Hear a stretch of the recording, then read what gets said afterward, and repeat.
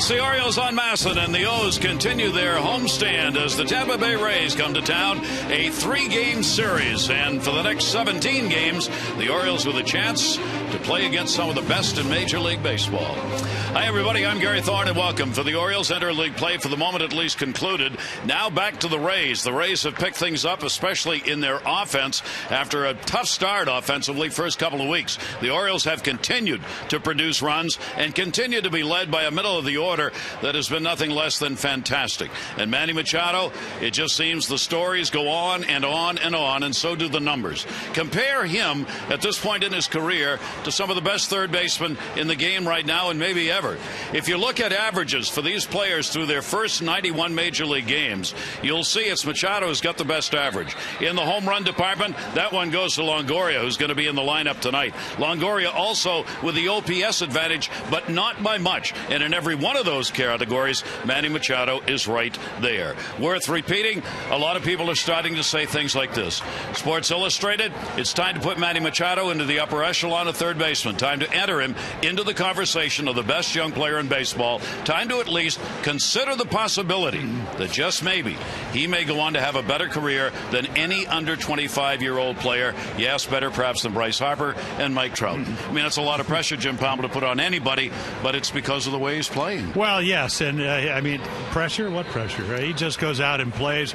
You know, I look at Bryce Harper. There's no walls that you run into at third base. You get the railings every once in a while. But I think the one thing that impresses me, we always talk about how can you slow the game down, and you know he does that so well. He can hit the ball out of the ballpark, sliders, breaking balls. He can use the whole field.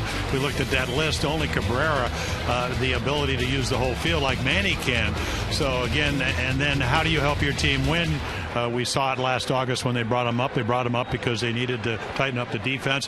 And I don't really know if there's a better defensive ball club in baseball than the Orioles right now, and he's a big part of that. Manny Machado will have a down at some point. I mean, that's part of the game. But for now, you're right, Jimmy. It seems to have no impact on him from day to day. Whatever the day is, the next day comes out, and it's the same guy you saw the day before. Well, you're right. And, I think that's something that I would like to think that the Orioles scouts, when they signed him, because they gave him a lot of money, high #1 draft choice.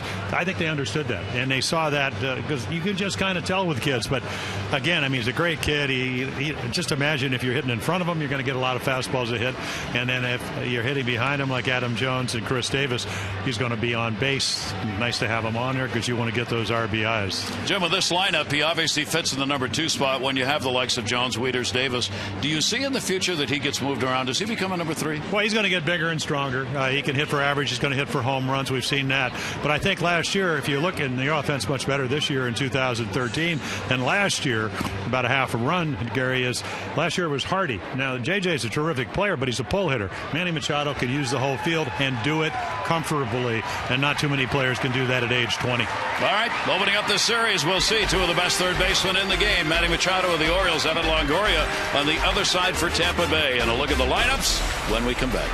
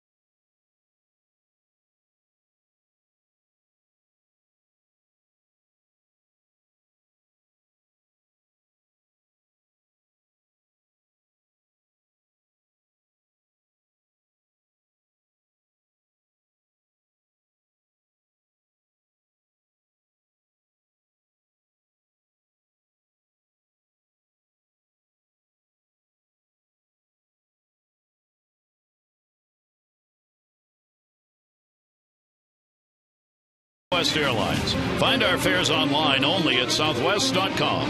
And by Chapin Davis Investments, Baltimore's oldest and largest full-service investment company. Call 1-800-222-3246 or visit chapindavis.com. After an absolutely magnificent day, a glorious evening here in Baltimore, take a look at our train game time temperature, 77 degrees, humidity way down, very little breeze. Train is celebrating its 100th anniversary by offering irresistible financing. It's hard to stop a train, really hard.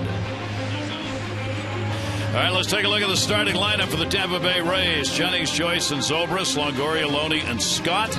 Johnson, Lobaton, and Escobar this season. It has come alive for their third baseman. There are the numbers. Take a look at our scouting report on Jason Hamill. Well, sync it up. A little bit out of sync and hadn't won at home yet. All of his 5 wins, 5-1, or have been on the road. ERA over 5 runs a game here at Camden Yards. Raining runs. And that's how he got off the hook in his last start as the Orioles came back from a 6-0 deficit, getting over almost 7.5 runs a ball game. And then tread carefully, because what you alluded to, Gary, this is a team that has gone from 5-10 over 15-10 over their last 25 games, scoring just about 2 more runs a game. So they are swinging the bat. Pretty formidable lineup with some speed. So we'll see as the Orioles come in 23-17. They are a game and a half out to start the day in the American League East. Yankees on top. Boston behind by a game. Baltimore a game and a half. And Tampa Bay, they are playing 500 baseball, 20-20, and they are 4.5 games out. There are the numbers for Jason Hamill with that .278 batting average. Left-handers and right-handers, home runs, 3 apiece off him so far this year. And the sliders in there for a strike. Desmond Jennings leading it off, and we are underway. The .241, 4 home runs and 12 RBIs. He's hit well against the Orioles so far this year, hitting .320 with a couple of home runs and 4 runs batted in. Yeah, leading off games on first pitches. Really good fastball hitter, young hitter. If you can get ahead and make a quality pitch with your breaking ball, good chance to get him out. But belt high in the middle, danger zone. Down to third base, Manny Machado running throw, and he's got it. Going to take a look at the Oriole defense, the best in the American League. Machado, Hardy, Navarro, Davis, Wieters with a couple of Gold Gloves. That's your infield. Dickerson in left. McLeod doing the DHing tonight. A couple Gold Gloves in center with Adam Jones, and then another Gold Glover, Nick Markakis, playing right field. Second base is a position open to be had. Yamika Navarro is going to get the opportunity as he gets the start here in this ball game for the Orioles. Backing up into the shift as Joyce stands in. Manny Machado will play on the grass between second and third base, recognizing that Joyce does have some speed and once in a while has been willing to lay the bunt down. Hitting .231, 6 home runs, 13 RBIs. As Buck Showalter noted, one of the things that's happened with all of these defensive alignments we see, if you get a guy like Joyce to bunt the ball, you've succeeded. He said sometimes you're just trying to get the hitter to do the things he really doesn't do most of the time. And in Joyce's case, extra base hits, home runs. Well, so if he'll bunt, go ahead. Yeah, well, he did. He's a home run guy. He's a pull hitter. Walk-off home run down in Tampa off of Tommy Hunter. 3-1 fastball. Tommy didn't locate, and that's what he does. But he did start a rally with a bunt. And sometimes it's a good play, but he goes up to hit home runs and drive the ball. So the bunt, really, it's not something he does. And maybe that's probably what you try to do with that pitch. That's Jason Hamill. I talked to him on Wednesday. He's been having a little bit of tightness in his forearm. Last year it was the knee. Had that taken care of. But his stuff hasn't been as crisp as it can be. That ball's going to go into left center field for a base hit. Only one defender over there, and no chance for Manny Machado to get to it. So Joyce is on with a single. Take a look. Are inside the numbers for Jason Hamill. So you can see last year 179 grounders, 99 in the air, only 9 home runs all year long. Probably more on the two-seam fastball this year, again with maybe a little bit of lack of command with that two-seamer. That was his big pitch last year, having to use the breaking ball, but still being effective getting ground balls. Our Jeep inside the numbers with a runner on at first base. Here is Zobrist, the switch hitter. Infield back at its normal alignment, and the pitch will be taken for a strike. Zobrist with a 241, 3 home runs, 25 RBIs on the season. Zobrist has always been a tough out for the Orioles, one of the real good hitters against Oriole pitching over his career. Zobrist comes in batting .269 right-handed, .225 left-handed. All 3 of his home runs, though, have been hit from this side of the plate.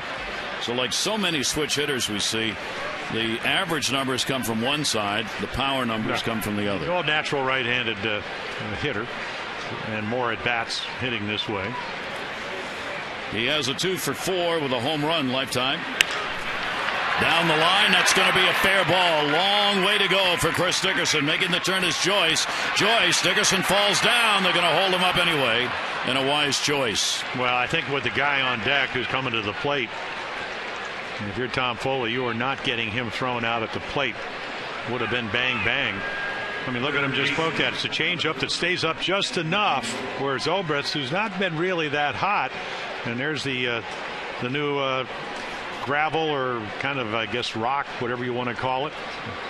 So here's Joyce making sure it went through, and then Tom Foley going, not the way this guy that's stepping to the plate is swinging the bat. So right away, Tampa Bay a threat. With only 1 away, 2 in scoring position is Longoria with a 10-game hit streak coming into this ball game. Longoria now up to 327, 26 runs batted in. He will take the pitch outside for a ball. And for Hamill, first innings have been long ones. 7 runs allowed in the first inning. And now you got Longoria with an RBI opportunity. Longoria 0 for 4 against Hamill, and a swing and a miss on a pitch away, 1-1. Now, every once in a while you get away with a hanging breaking ball, and that was one of them. You can look at those numbers right there with runners in scoring position. 342 on the year. Infield back because you'll give up 1 but not 2. Runners off second and third. 1 ball, 1 strike count. Hamill's delivery to him, and that'll be fouled out of play. Take a look at our Hollywood Casino League leaderboard. Slots, tables, dining, the ultimate triple play at Hollywood Casino at Charlestown Races. 2 very offensive-minded teams in this series. And there's one of the numbers for both of these teams. Very good runners in scoring position. They are 3 and 4 in the American League. Longoria waiting. The 1-2 delivery. He took it, and it will be away. Evan Longoria among the leaders. He is 8th in average. His 50 hits tied for 8th. 20 extra base hits tied for 7th. Tied for 9th in home runs. Tied for 13th in RBIs. Here's the 2-2 delivery. Longoria will take it out in the air to right. It'll get a run in. Markakis there. Tagging up at third is Joyce. Throw will come into second base, and both runners will advance. So an RBI for Longoria, and the Rays take the 1-0 lead.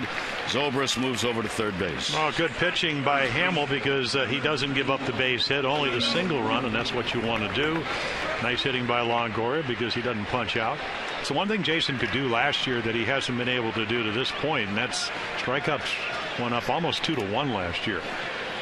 But again, when you're hot, you stay hot. Did exactly what you need to do as a hitter. Hit the fly ball. Now runner at third base with 2 down, and here's the league's leading hitter. Loney coming into the ball game, a real surprise with the numbers that he is putting up, hitting at 367 on the year. A tremendous start. Starts the day 1 point ahead of Miguel Cabrera for the batting average leader.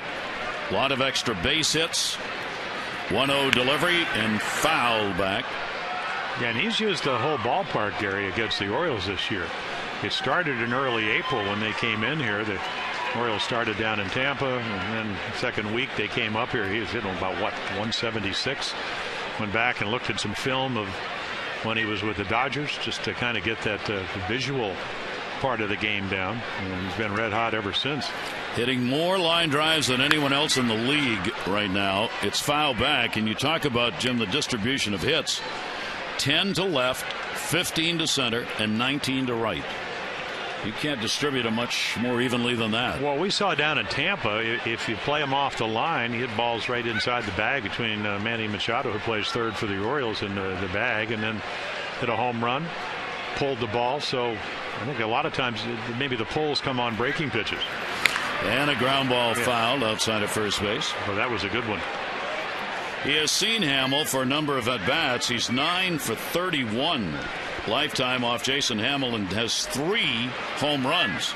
3 of the 9 hits off the Orioles starter for Loney have been the long ball. Runner at third base, Zobrist. There are 2 down. And a 1-ball, 2-strike delivery from Hamill and a ground ball towards the middle. Navarro's got it. Throw to first on a hop and a good pick made by Davis. And the first big defensive play of the ball game as Navarro getting the start at second base. Question was before the game, how would his glove be out there? Answer is on the first ground ball, pretty darn good.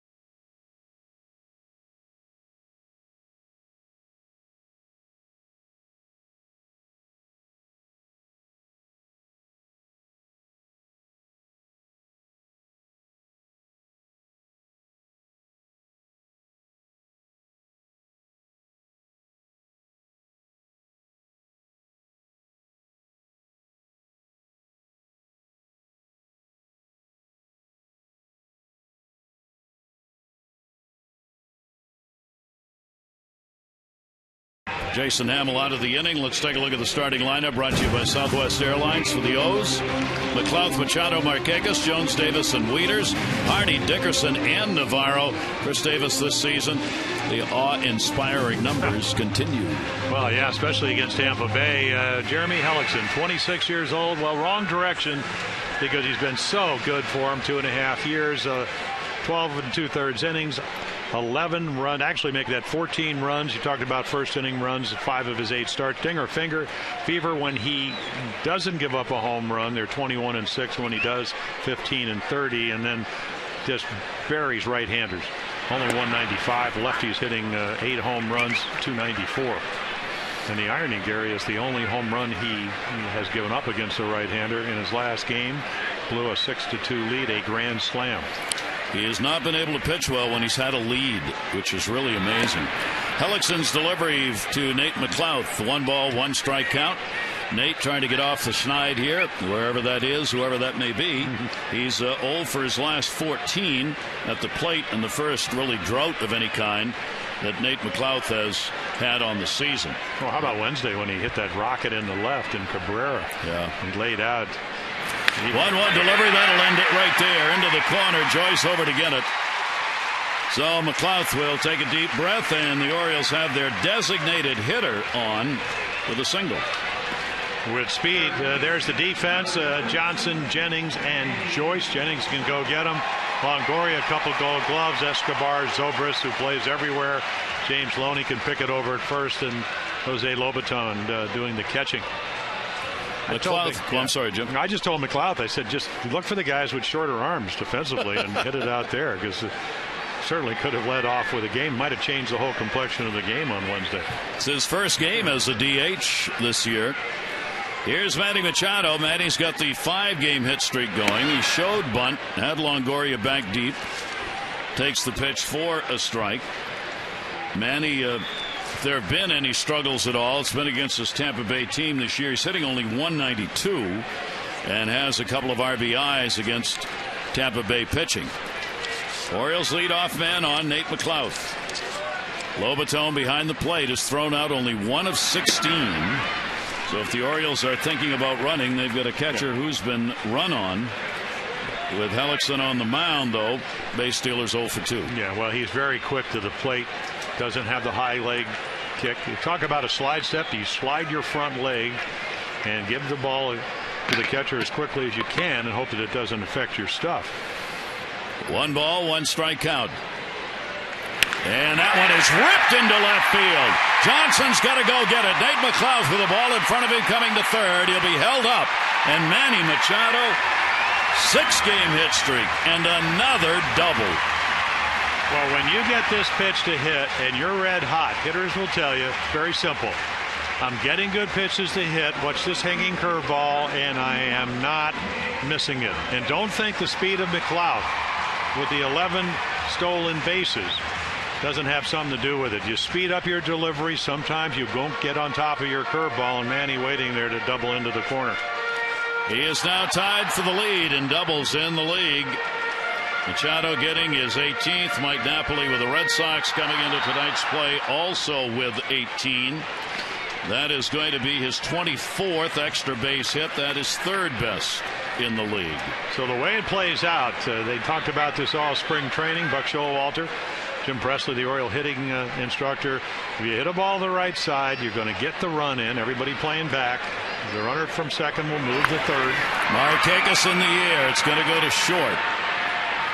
And will be handled, and Escobar gets it, and Markakis cannot move the runners up.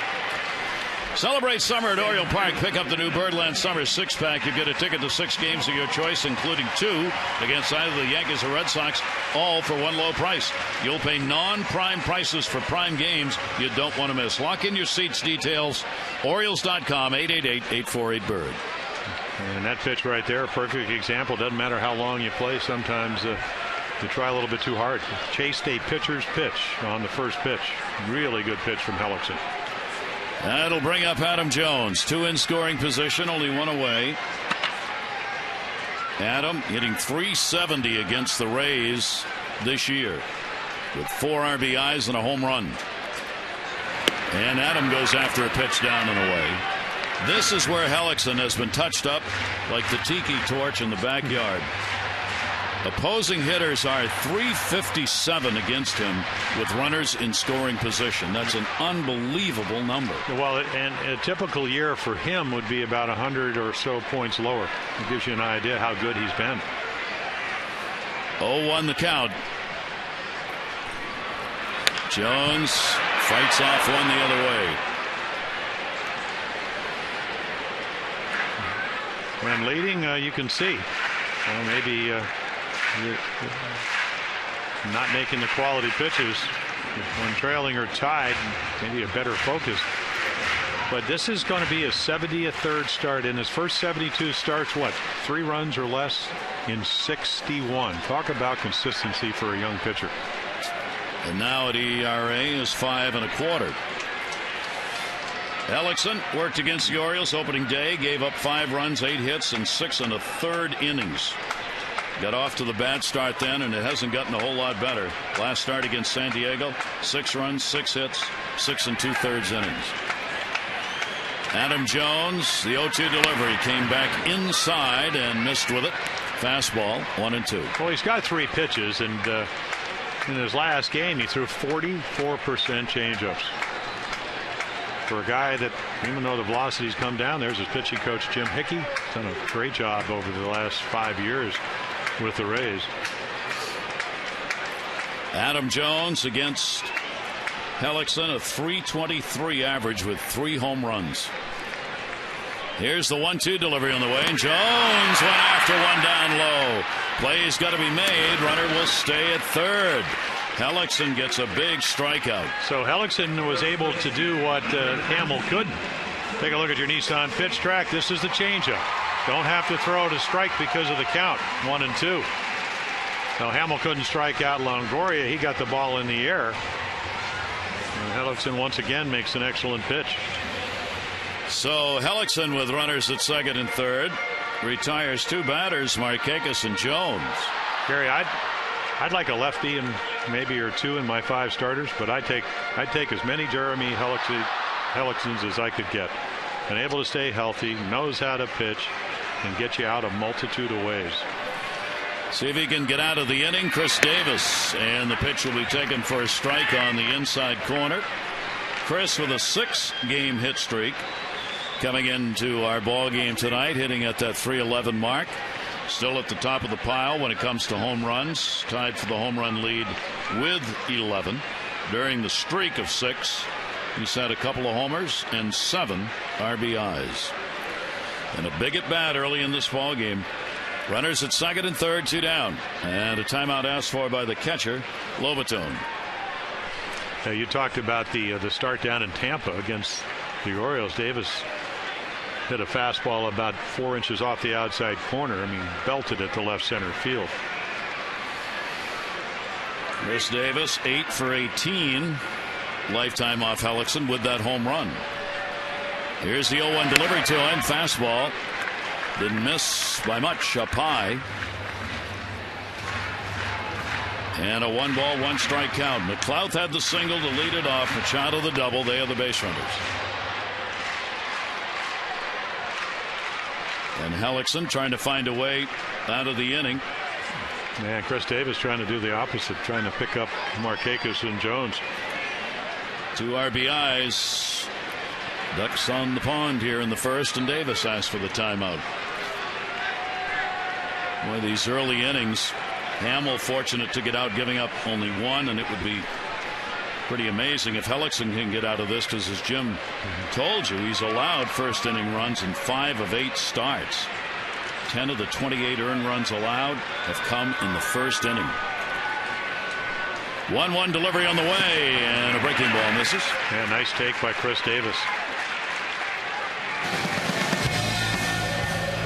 Chris Davis continues to impress, as you can see the .476 average he's had. There's that home run Jim was talking about. Every part of the field he's been able to put him out. Yeah, probably the most impressive. Well, they were all impressive. You got David Price. You got Hellickson. You got Jake McGee, hard throwing lefty reliever. It was a 3-run shot late in the game, turned that game around for the Orioles. A lot of thought going into this one by both the pitcher and the hitter. 2-ball 1-strike count.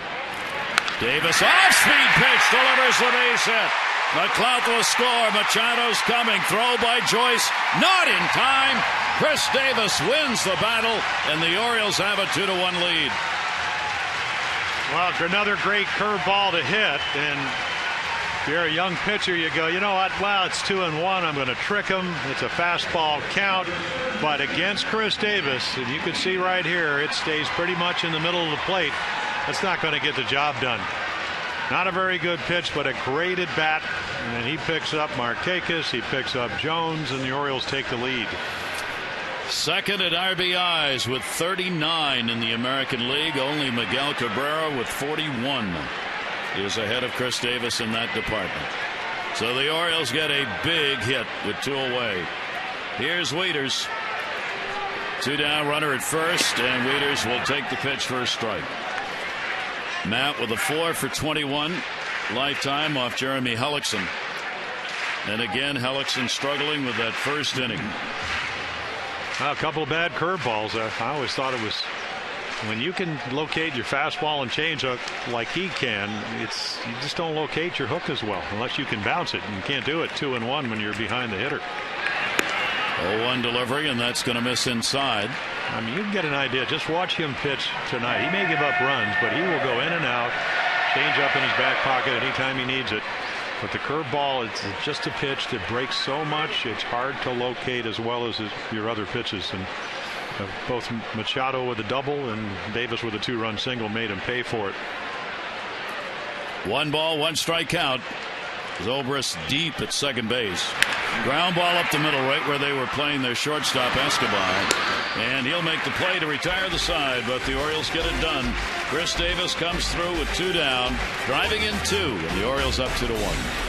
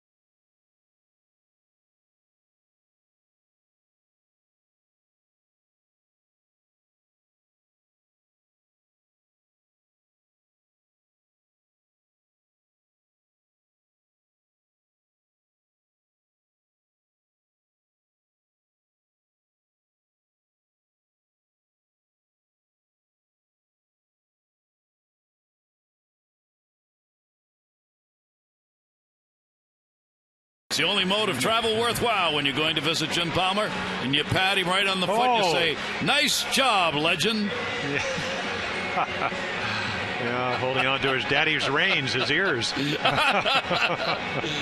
That's great. Who was that guy with the big feet? He got to the second inning. Former Oriole Luke Scott. Luke was injured and out when the Orioles first played this Tampa Bay team in the first couple of series. Yeah, the calf pull. That's a good thing, too, the way, in fact, he's red hot now. And we've seen him when he played with the Orioles. Peaks and valleys. But when he's peaking, he can peak. And always a long ball threat. Scott actually batted second against the Red Sox yesterday as the Red Sox came back and won a big come from behind win. Yeah, 3-1 lead, and Rodney blew the save in the ninth. Middlebrooks with a double. 1-1 delivery is going to be taken inside for a ball. Since coming off the DL for Scott, the DH, he's hitting .316, 2 home runs, 9 RBIs, activated on April 30. Yeah, he's hitting everybody, 8 for 18 off of lefties, and rips that one into right field, and that's going to be up against the wall. He'll be held to a single. Nick Markakis will get it in, and Scott's got a leadoff hit. Yeah, when he's healthy, he can get the bat and the barrel of the bat to the ball about as well as anybody. And especially when you get into those hitters counts, he's looking for something down and in. The bat can get very quick. A little lucky, hit it so hard, it's only a long single. Jason Hamels retired 67% of leadoff batters coming into the ball game. Here is Kelly Johnson. Johnson 6 for 21 with a homer, lifetime off Hamill. And the pitch will be taken inside for a ball. Well, he hasn't been able to get his curveball over it, just not able to get on top of it. We're only in the second, so it's such a field pitch. Just a couple of spinners.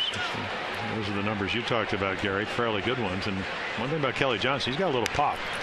Yeah, he can drive a baseball. Made a home run playing for Toronto last year. He drove in 55 with 16 home runs, average low, and he can steal bases. But he had a home run off Jason to left center field. So one of those guys that doesn't have to be hit to the pull field to go out, especially here at Camden Yards. Very friendly confines. Power alleys well within reach. 6 of the 9 in the lineup for Tampa Bay will be left-handed hitters, either naturally or switch hitters, even though the right-handers have a .289 average against Jason Hamill this year, which is higher than the .270 by the lefties. Yeah, his slider probably the better breaking ball so far in 2013, where last year had a really good curveball too. Silo shot. Wieters.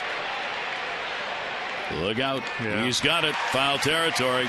That's a tough play. You see the discussion Jason Hamill sort of had with himself after the last start. Tough to keep going out there, and really it's just like all those battles, just battle, battle, battle. Sooner or later it'll become easy. I've just got to keep putting in the hard work, trusting and being confident in what I do. Even though his record is 5-1, they have not come easy. No, they've supported him well. He knows. We saw it in his first start down in Tampa. And that was a pretty good one. 3 runs in 6 innings, and he said, I need to be better. So he's a tough grader, and nothing wrong with that. The forearm, he said, I'm working through it. Just doesn't feel like I can get my release point.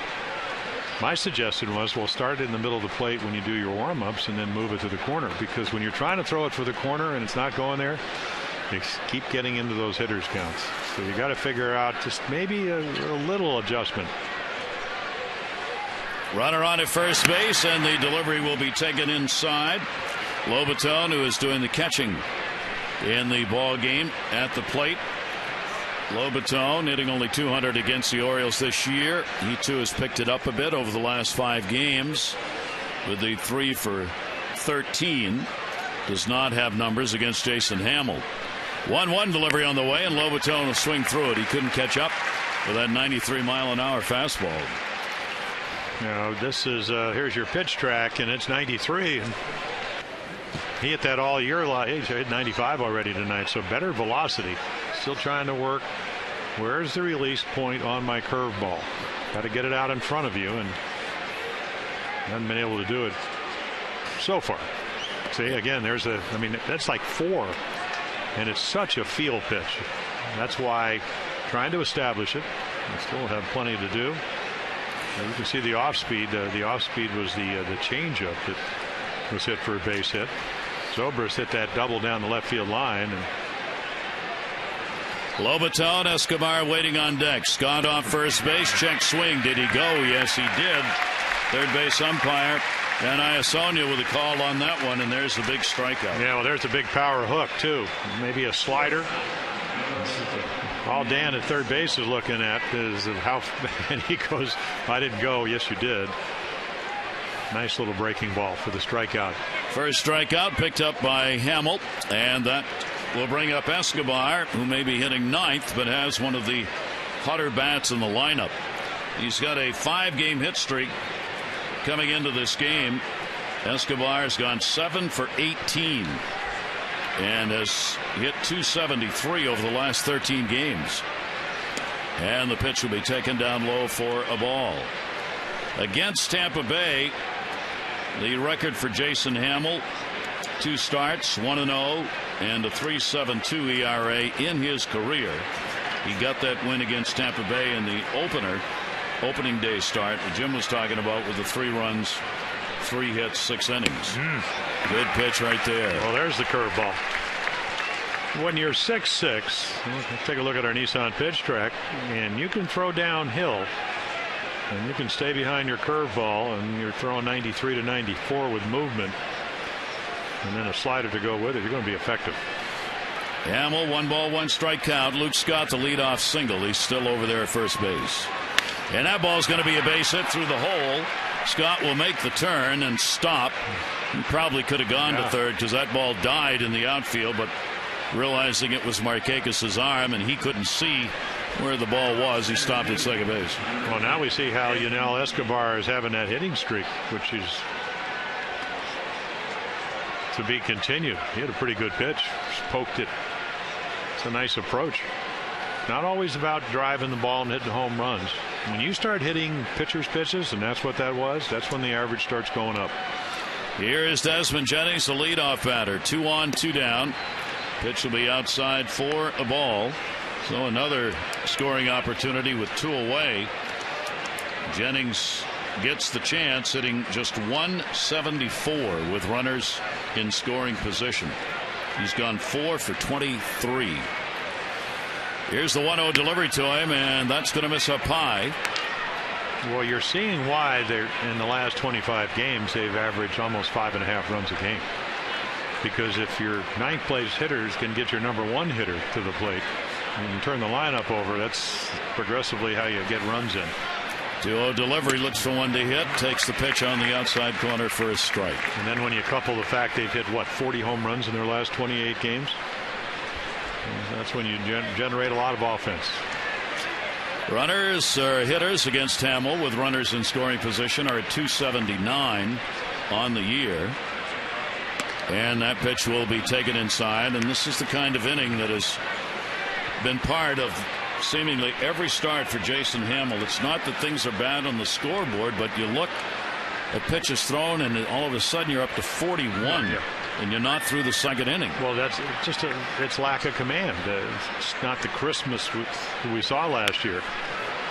And then you get into those kind of swings. Fastball hitter, you have to throw him a fastball. 3-1. He airs it out, but enough movement, enough velocity at 94 to get it by him. And you know what the pitch is here? There's Rick Adair, the Oriole pitching coach. Rick knows. Jason knows. Probably everybody's playing behind Jason Hamill. It's a breaking ball. It's a good slider down and away if you can do it. 3-2. Runners will be going, and a ground ball fouled off outside of third base. Tom Foley makes the play, and the count will stay at 3-2 on Jennings. Jennings grounded out his first time up. Working Hamill. This will be pitch number 7. Coming up in this at bat, Joe Maddon's ball club trying to put some wins together against the East in the same way that the Orioles are. These games with double meaning when you play against division opponents. 3-2, runners go, and he got him. Hamill gets the strikeout, his second, both in this inning. No runs, 2 hits, no errors, 2 left on base. The Orioles up by 1.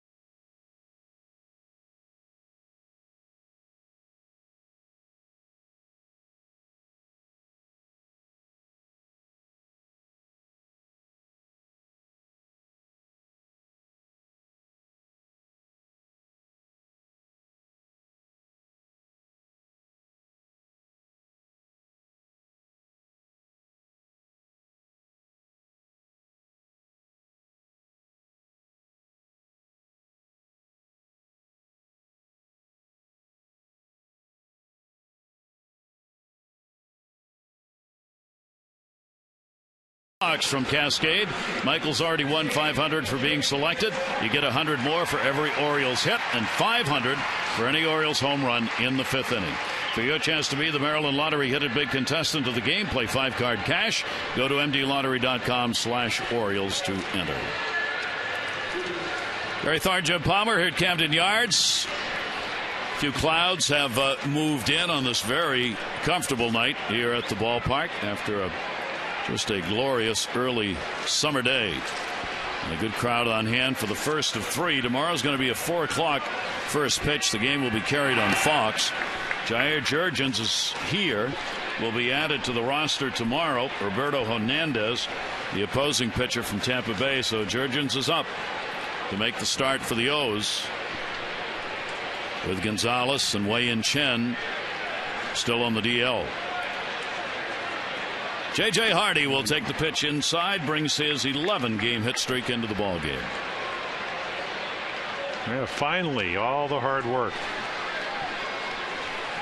paying off, trying to stay inside the ball, but doing also what he does so well, which is hit home runs. 4 home runs in an 11-game streak. Yeah. Drills that one to left field, way back in. Goodbye, home run.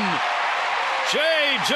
Hardy, a 12-game hit streak, and the Orioles a 3-1 lead.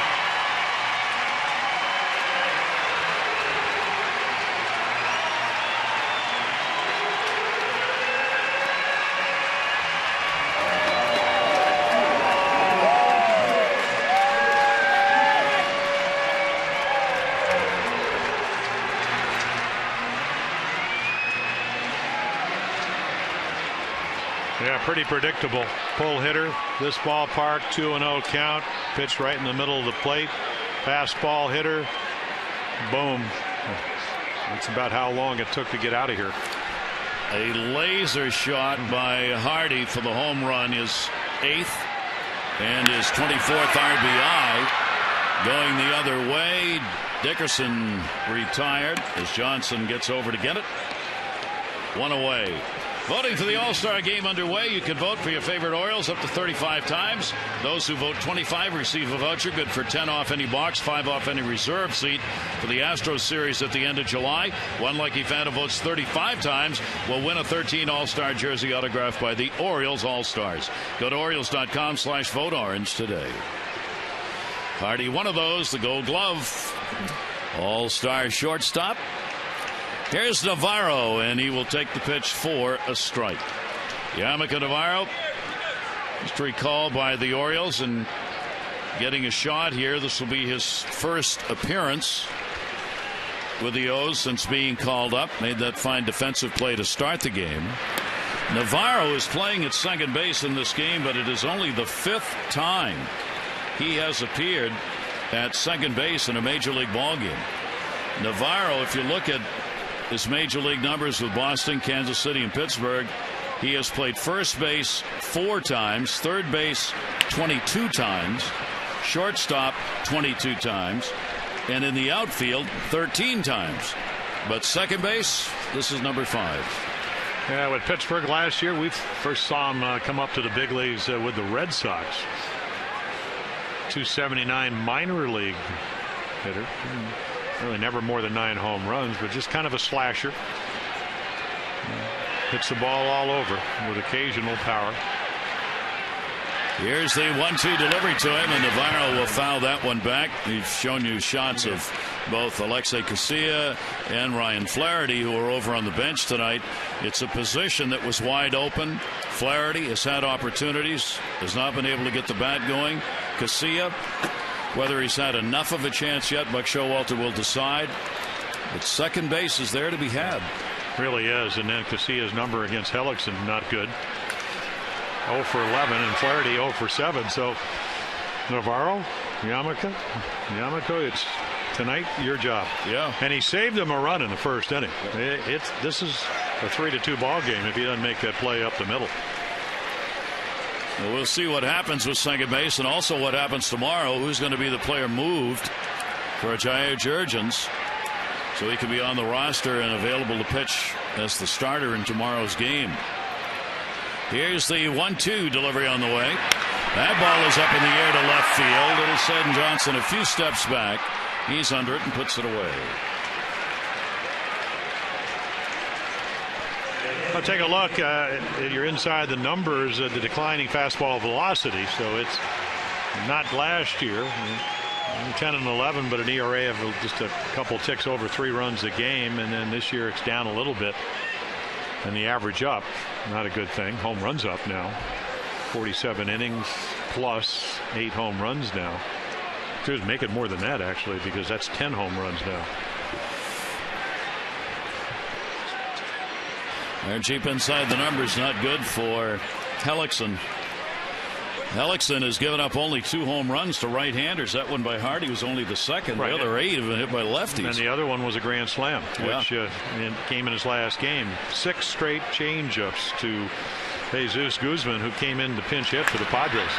And that ball is going to go out towards left field. Johnson, a long run on McCloud's fly ball in foul territory, will put it away. So 3 fly ball outs, but 1 that was a fly ball out. J.J. Hardy hit that one leading off the inning. The home run increases the Orioles lead 3-1.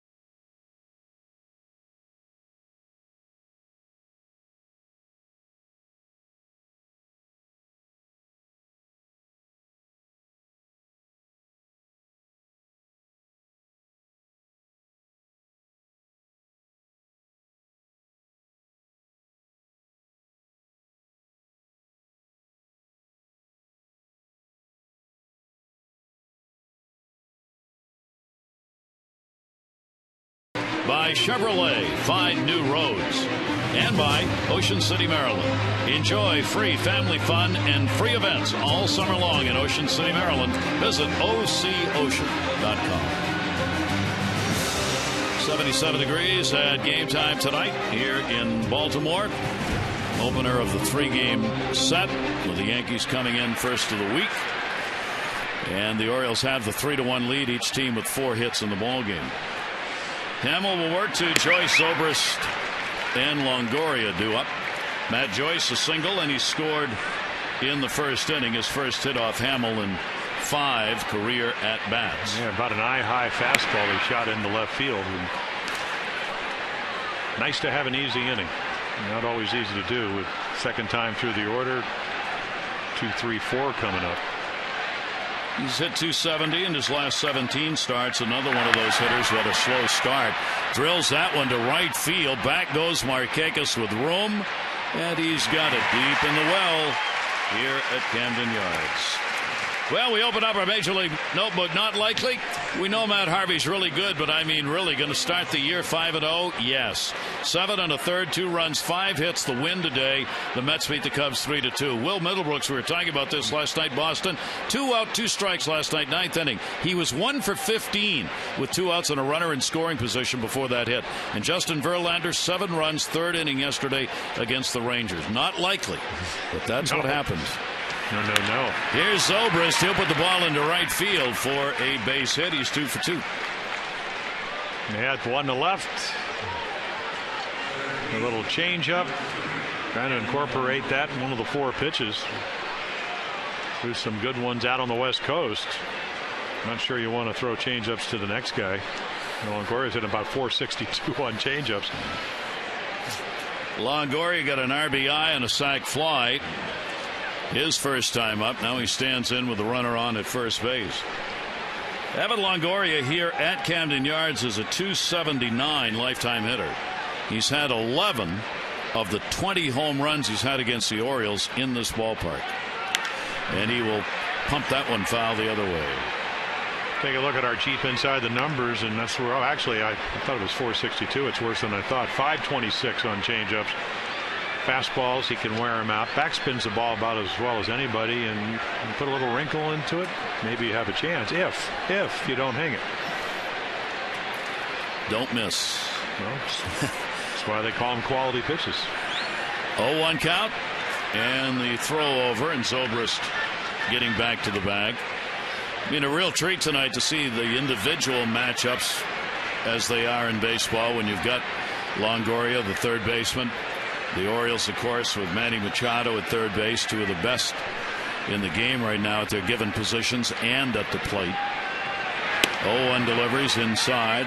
You got 2 of the game's outstanding, more than 2 of the game's outstanding hitters. You got Loney, who's leading the league in that department. You've got Jones and Davis and Manny Machado, who've all been in the top 10 most of the first quarter of the season. Got some real offensive matchups here of individual players. Well, they were 41 and 44 without Longoria last year. Missed about 86 games. And when you're hitting well, you take that pitch. And when you're struggling, you swing at it because it was a pitcher's pitch. So you can't throw a better slider. And Evans said, I just don't think I'm going to deal with that until I have to. Now with the count 1-2, things change a little bit. And see how Huddy has been here in the month of May. Hamill, 1 ball, 2 strike count. Zobrist at first. Runner not going. Longoria will take the pitch up high. He was looking perhaps for something away, kind of leaning a little bit, and it goes to 2-2. And when you compare him, he's 27. He'll be 28 in the fall. Manny Machado's 20, so comes out of college. Manny came out of high school. This guy can backspin the ball. Get that backspin, which makes the ball carry about as well as anybody. Longoria against right-handers, hitting .308. He's had 8 of his 9 home runs against right-handed pitchers this year. Only 1 off a southpaw. 2 balls, 2 strikes. Davis off the bag and holding it first. And that's the hole. He's got a base hit. That'll send Zobrist over to third base. And Longoria picks up the single, an 11-game hit streak. Corners covered, 1 out. Now, it really doesn't get any better than that at bat. You make a pretty good pitch. You run the ball in on a right-handed hitter, and he just stays inside of it and shoots it into right field. The same hole that exists for left-handed hitters with a runner on exists for right-handers, and he takes advantage of it. And that will bring up James Loney, the league's leading hitter, who was denied a base hit and an RBI by Navarro at second base in his first at bat. James Loney started the year on April 16 hitting 167. Since then, he's hit 433, lifting his mark to that 364 average he has right now. That ball put up in the air, left center field. Dickerson, the left fielder, runner tags, throw comes to second. It'll get a run in. So Loney gets the sacrifice fly, and it's a 3-2 ball game. Wanted to do more, but certainly does enough. There's your second run. Not only leading the league in hitting, but 446 on the road. So gets a ball in the air. Both runs now on sacrifice flies, Longoria and Loney. So Tampa Bay cuts the lead to 1. Loney picking up RBI number 21. And here's Luke Scott. Scott delivered a single. His first at bat. He's now 3 for 9 lifetime off Hamill. Shift on in the infield. Inside for a ball. Against his former team, Luke Scott has not got a big average. 0.94. Well, those numbers came last year, and for those who remember 2011, had the shoulder, the torn labrum. It wasn't the same Luke Scott that we knew. Couldn't, and it was the front shoulder, it was the throwing shoulder. So that gets you to the ball if you're a left-handed hitter. I watched him hit last night, a couple of singles. When he's hitting well, the bat stays in the hitting zone about as long as any left-hander that I've seen, and he is so strong. Orioles outfield deep as a result. 2-0 delivery by Hamill, and he was going for the long ball right there and fouled it back. Here in this ballpark, Luke Scott, a career .287 batting average. He's got 53 home runs here in this ballpark in 810 at bats, of course, playing with the Orioles. Well, that was going to be number 54 if the ball's down about 2 inches. I'm not sure I'm going to body language telling the pitcher, oh, I missed that one. That kind of was a little bit annoying, to be honest. 2-1, did he go? They want to check at third, and the answer is no. Iasonia, 3-1. Nobody starts the bat and stops it as well as Luke Scott. It's like the ABS brakes go on while he swung at that one. Had it wrong. So did third base umpire Iasonia. Good to have the reputation, though. Yeah, well, he stopped it, but not in time. That's why the umpire at third, he can see how far the bat travels. There's the first walk surrendered by Hamill, and that will put runners on at first and second now with 2 outs. Orioles take on the Yankees, an early season showdown with the division leader Monday through Wednesday here at Camden Yards. Good seats still remain for all three. They won't last. Support the Birds and see some great baseball. 888-848-BIRD or go to Orioles.com. Yankees and O's Monday, Tuesday, Wednesday. Pitch count climbing. And it is in there for a strike. Kelly Johnson popped out to the catcher his first time up. Runners on in each inning. A run in, a run stranded in the first, 2 stranded in the second, a run in, 2 more on here, and foul back again. Well, you're getting a glimpse of why Tampa Bay in the last 25 games or so is averaging again 5.5 runs a game. Just a lot of quality at bats. Getting the next guy to the plate either via the base on balls or maybe hitting some pitchers' pitches or the mistakes. Back over the screen, and a couple of these hitters have just missed on. 0-2 count on Kelly Johnson.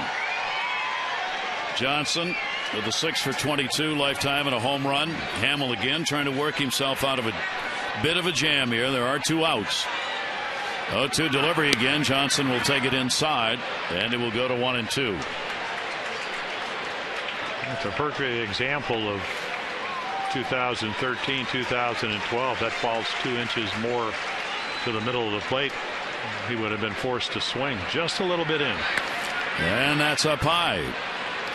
Johnson, another one of the Tampa Bay hitters who's really picked it up. Last 15 games, hitting .333 after a slow start.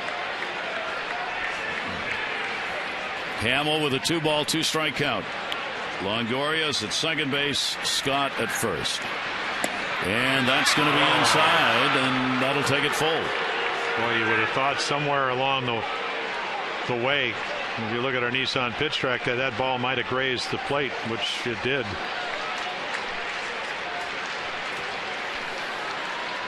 So the runners will get the advantage. They'll be moving here. 3-2 delivery on the way, and it might matter. Going back, Nick Markakis at the wall, and goodbye, home run.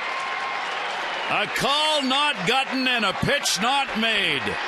3-2 and a 3-run homer by Kelly Johnson, and Tampa Bay's on top. It's about making good pitches, and hitters are waiting for mistakes, and this one ends up right down the middle. And this is Camden Yards, full extension, low line drive off the top of the ground crew, which is a home run. Ground rules here at Camden Yards. And then all of a sudden, Derek Shelton, the hitting instructor, with a big smile. Why not? So that's home run number 6 for Kelly Johnson. 22 RBIs on the year now, and a very big 4-run inning here in the third. And for Jason Hamill, it is another one of these starts where he never really gets settled down. And Wieters going out to have a word. No action in the Orioles bullpen. The Orioles were fearful tonight. If they had to go to the bullpen early, who would they use? Even though they had the day off yesterday, they're very concerned about this start and tomorrow's start by Jurgens, that they have a bullpen rested. That'll be fouled back over the screen. Lobaton, 2-ball, 1-strike count. Yeah, Wednesday starter Freddie Garcia only 3 2/3 innings, so you had to sequence your way through McFarland and Patton and Tommy Hunter.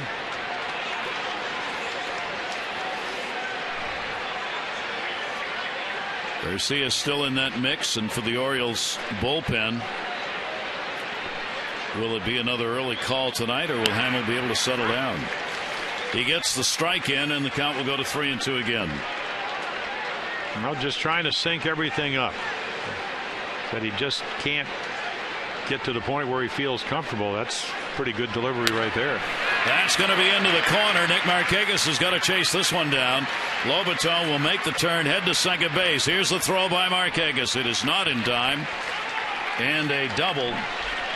Well, something you touched on earlier about the amount of pitches, and it's not only the amount of pitches when you only get 110. Now it's 72. Rick Adair coming out. It's the more pitches as a hitter, especially when their team is hot, you get to see, the easier it is to hit.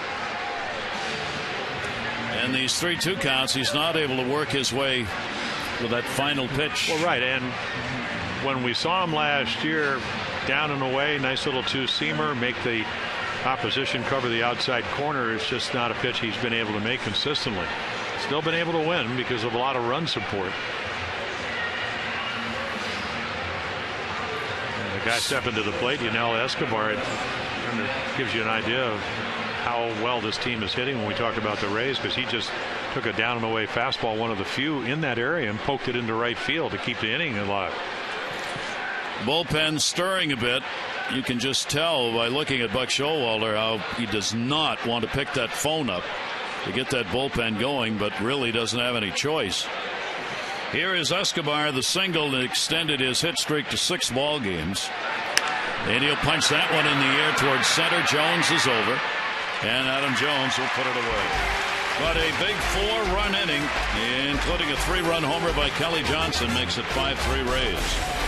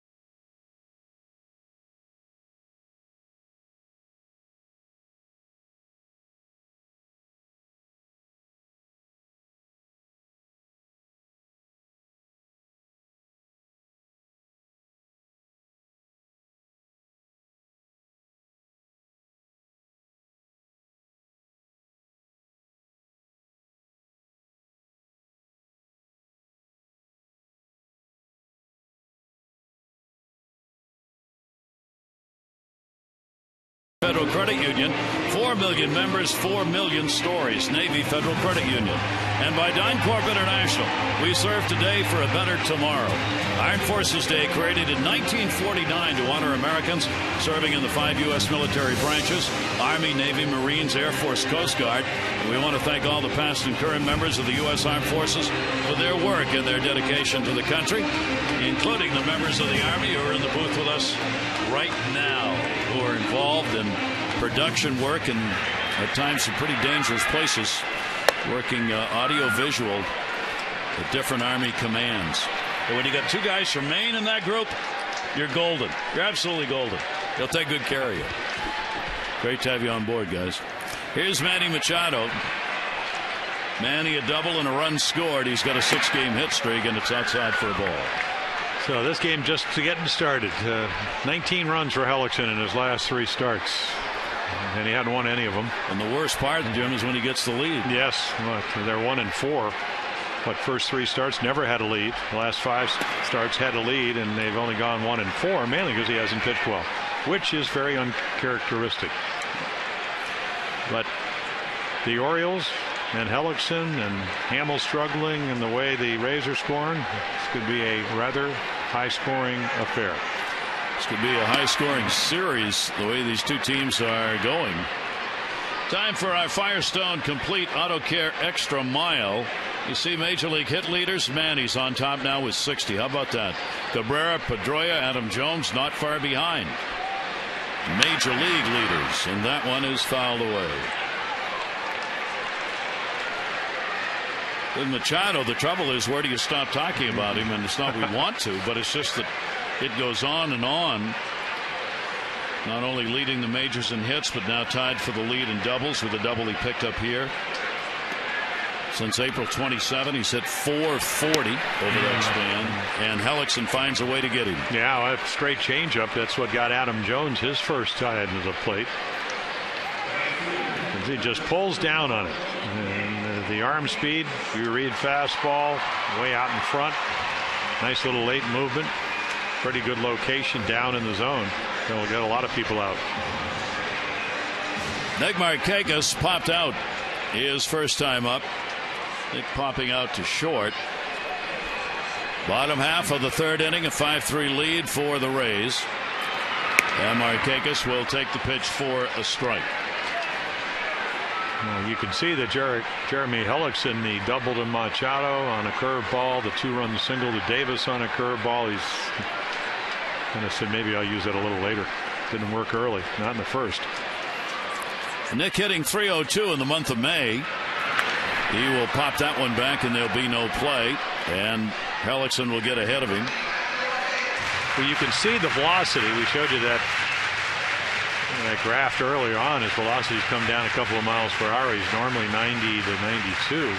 Maybe averages, at least last year, about 91. You can get away with 88 if you stay out of the middle of the plate.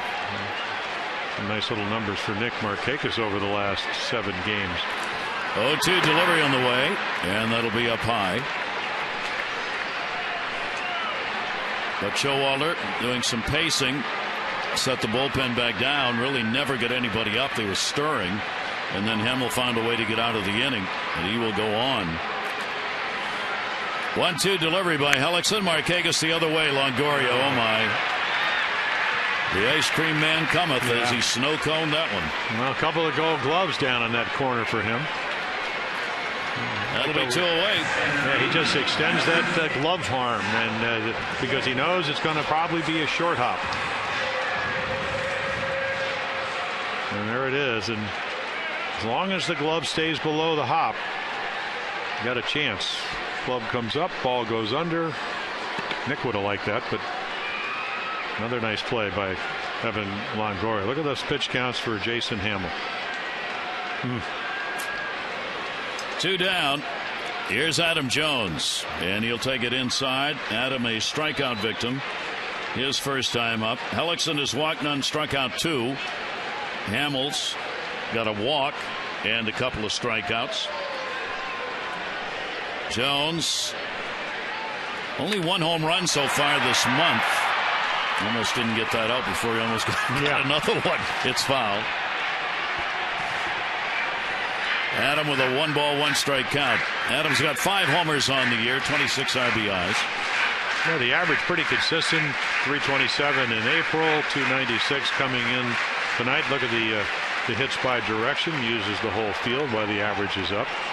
Stolen bases up this month, 4 of the 5. And the strikeouts down. 1-1 delivery and a swing and a miss. 1-2. Hellickson keeping the ball down and away. Adam is tied for 3rd in runs scored. He's 4th in doubles. Tied for 4th in hits. He's been on base 37 of 40 games. The Orioles are at the quarter pole. 1/4 of the way through the 2013 season. In 41st game. 1-2 delivery and a swing and a miss, and he's not even going to wait for the umpire to check on that one. Hellickson gets his 3rd strikeout. He retires the Orioles in order. Tampa Bay on top.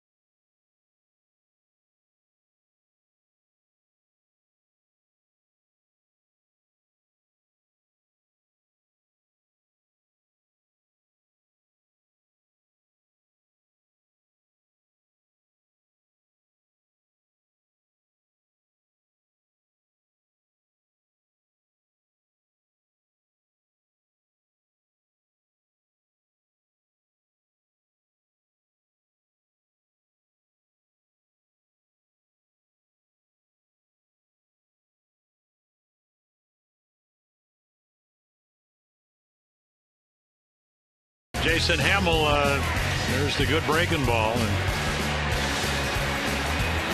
Hellickson struggled early with his curveball. And there's one to get Adam Jones out. Change up to Manny Machado. So changing speed, big part of pitching. We go to the top of the 4th inning. Tampa Bay sent 8 to the plate in the 3rd. They get the top of the order. Desmond Jennings up. Jennings is 0 for 2. He has struck out and grounded out. Jason Hamill's pitch will be up high for a ball. Hamill started out throwing 6 first pitch strikes to the first 6 batters that he faced. Still, however, they were able to pick up hits on him even when he was doing that. Yeah. Foul back. They did that to Freddie Garcia. He threw first pitch strikes to 15 of the 17 hitters. It's about keeping the ball down out of the middle of the plate. When you get ahead, make the hitter expand, and Tampa's done a nice job of not doing that. We get all these numbers, Gary. Did you see the number when Jennings leads off an inning? They have scored 56 times. Not particularly him, which was the most in the American League. Ellsbury of the Red Sox second. 1 ball, 2-strike count. And he won't go after it. Managers always talk about how, well, who bats leadoff doesn't matter a whole lot because he's only going to bat leadoff once in the game. I'd be interested to see, though, what the numbers are on that, because I have a feeling leadoff batters lead off more innings, I think, than people think they do. And a swing and a miss on that one, and Jennings is 0 for 3 in the ball game. Hamill gets his 3rd strikeout. Yeah, twice on Jennings, and boy, it is frustrating. Not the case here, because he's able to execute the pitch he knows he needs to make, and he does. So Desmond down on strikes twice tonight, and that's been the frustrating thing. It's not like Jason Hamill doesn't know what he needs to do. Whether it's the windup or a little bit of tightness in the forearm, doesn't keep him from pitching. He just hasn't been able to execute the pitches he knows he needs to do, and that's why he's not pitching as well as he did last year. 1-0 count. Infield puts the shift on against Joyce. He has singled and flied out. We're in the 4th inning, and these Tampa Bay hitters already seeing Hamill for the 3rd time in the ball game. And that will be taken for a strike. 1 ball, 1 strike. Pitch number 80. And Buck Showalter talking about what do we do now if it keeps going like this regarding bullpen use. 2 ball, 1 strike count.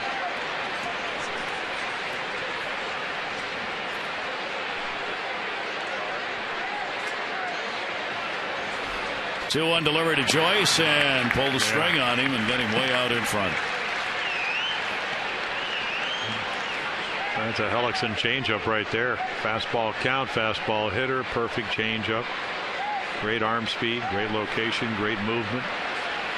2-2 delivery to him, and he'll hit that right into the shift. Long throw. Amigo Navarro gets it over there in town. Buck Showalter's got a card that he has in the dugout when it comes to pitching. He's always looking at it. He talked to us about it. Rick and I sit down a dare every day, and it has how many days off they've had, and the span of how many times they've been used, how many pitches they threw, their availability for that night. You know, one of the keys for us is not getting a guy up and warming him up 2 or 3 times and then bringing him in the game, or not using him. To keep a bullpen healthy, one, we have good guys down there so we can spread the load around. If you only got 1 or 2 guys pitching effectively, then you got a real problem. So I think the ability of our guys allows us to spread the load around, and I'm real proud of the way that we've been able to use their skills. You saw him flipping the cards around down there. You got to know in advance. It doesn't do any good once you get to the situation. So all of that has to be thought out, and it's done after every game. Coaches sit down and they go over the what ifs for the next game. 1-1 delivered to Zobrist down to third. Manny Machado backhands it, rights himself. Oh, what an arm! Guns it over and gets the out. Both third basemen putting on a little defensive show here in this ball game. And for Hamill, a big inning. He sets the side down 1-2-3.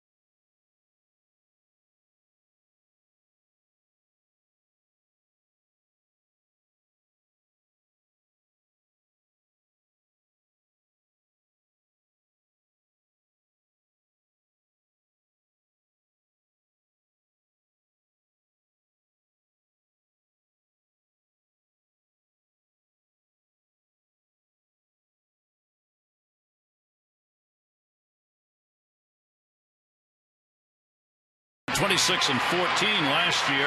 They are 23-17 this year at the quarter pole. You see the Yankees and Orioles made it. Take a look what happened in the Central. Quarter pole last year, the Indians were on top. It was the Tigers, however, that made the playoffs. They had a big finish. In the West, you see the Rangers had the lead at the quarter pole. It was the Rangers and A's who made it. They were 1-2 in the first quarter. One of the things Major League Baseball doesn't particularly like to talk about is that when you get through the first quarter, it matters. Oh, it does. And you look at the standings year after year, not everybody, but a big percentage of teams that are in playoff position at the quarter mark make it to the postseason. Kind of hard to believe because we always talk about the long season. It's absolutely true. And there are always the great surprises that happen in the rest of the year. But getting off to a good start matters. Well, Joe Madden, the Rays manager, will emphatically tell you that. You better hit American League East. I don't know if anybody anticipated the Yankees with all the injuries playing as well as they have, but they have. The Red Sox thought to get their starting pitching done. They're going to be better than people thought. So you don't want to have and they started out, what, 4-9? Yeah. But they've won 15 out of their last 25. Orioles were 16-11 in April this year. Great thing about being only 2 runs down, get a man on, and all of a sudden you put pressure on Jeremy Hellickson. And don't think that he doesn't know that he's had lead in those last 4 games. But you're looking at a young guy they never, ever got run support for. I mean, even last year, 10-11 with an ERA of 3.01. If they had gotten him 5 runs a game, he probably would have won close to 20 games. He pitched that well. 3-1 delivery on the way. Davis with a big cut. Davis a single and 2 RBIs. His first time up.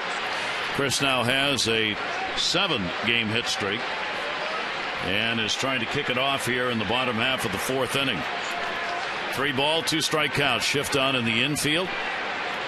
Davis will take it the other way. Kelly Johnson. And 1 down here in the 4th inning. Masson giving 3 lucky fans the chance to meet O's pitcher Darren O'Day, part of the meet and greet giveaway. Be sure to visit Facebook.com/Masson Orioles and click on Enter Sweepstakes for your chance to win. Enter once per day. Toronto's got the early lead over the Yankees 1-0 in their ball game, playing in New York. Burley against Kuroda, the starters in that one. Buchholz against Worley. Boston's playing at Minnesota tonight. Yeah, Toronto heating up a little bit. Finding their bats. Yeah, well, they walloped the Giants. Down to first base, right into the glove of Loney. He'll go to the bag. Wieters is retired. 2 quick outs. So they've won, what, 4 in a row? They've averaged 9 runs a game. A lot of guys getting hot. Ray is still out. Starting pitching still struggling with injuries. But another team that can hit. Nobody expected the East would be easy, and it's not going to be.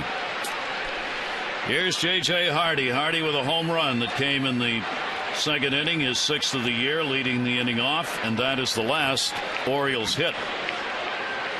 8 in a row have been retired by Hellickson since this swing of the bat.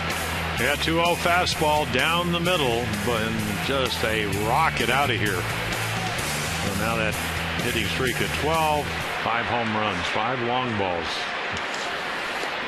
And the pitch is going to miss on the outside corner. Count goes to a ball and a strike on Hardy, as JJ has raised his average now to 232 on the year during the streak. He'd been bouncing around that Mendoza line for the month of April, but hitting 333 during the streak.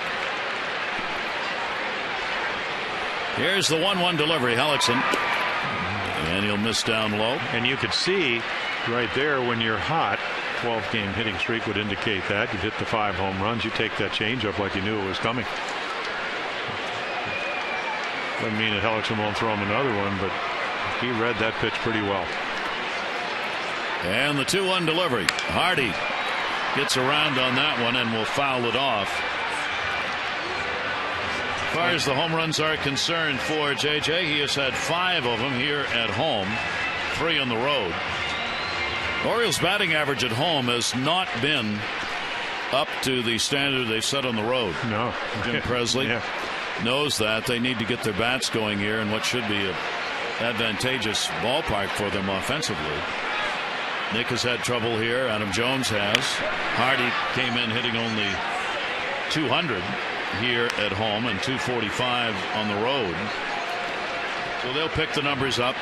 And keep in mind, the Orioles had a lot of road games, and now are starting to catch up on some of these games at their own home ballpark. Machado hasn't struggled here, 324 at home. Here's the 2-2 delivery, and he held up. They're asking, and the answer is no. Jerry Davis. Yeah, coming in tonight, 17 games, only 79 runs, 117 runs in 23 games. So a little bit under 5 runs on the road, a little bit over 4 runs here. But in this park, that can change in a hurry. 3-ball, 2-strike count, 7th pitch of the at-bat, and he walked him. And for Hellickson, that is the first walk surrendered in the ballgame. 2 down. Well, that led to his demise with the 6-2 lead in his last game against the Padres. But it would be a 10-pitch walk to Carlos Fuentes. And then he would give up a hit, another walk, and then the grand slam pinch hit home run on 6 straight changeups. Imagine that. As Guzman hit that 6th changeup that he saw in a sequence, and all of a sudden the game was tied. Chris Dickerson has had only 22 at-bats on the season, getting the start in left field tonight.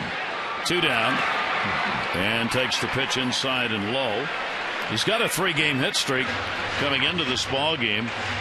Dickerson has picked up 7 hits, including a couple of doubles in the 22 at-bats that he's had. Contract selected from AAA on April 10. And has been worked as a DH and in the outfield. Here's the 1-0 delivery to him, and we'll watch that one sink out of the zone. 2-0. They're 5-0 when he starts. Got 3 hits up in Seattle, not hit particularly crisp. I'd love to get into one here. Young pitcher, normally you just say, okay, here comes the express. I can look for a fastball, not the case with Hellickson because of the changeup. 2-0 count, runner off first base, and that is in there for a strike. 90-mile-an-hour job, and the count will go to 2-1. Hellickson, only 26 years old, 28 wins, 23 losses for his career. He is 6-3 lifetime against the Orioles, including a 2-1 mark here at Camden Yards.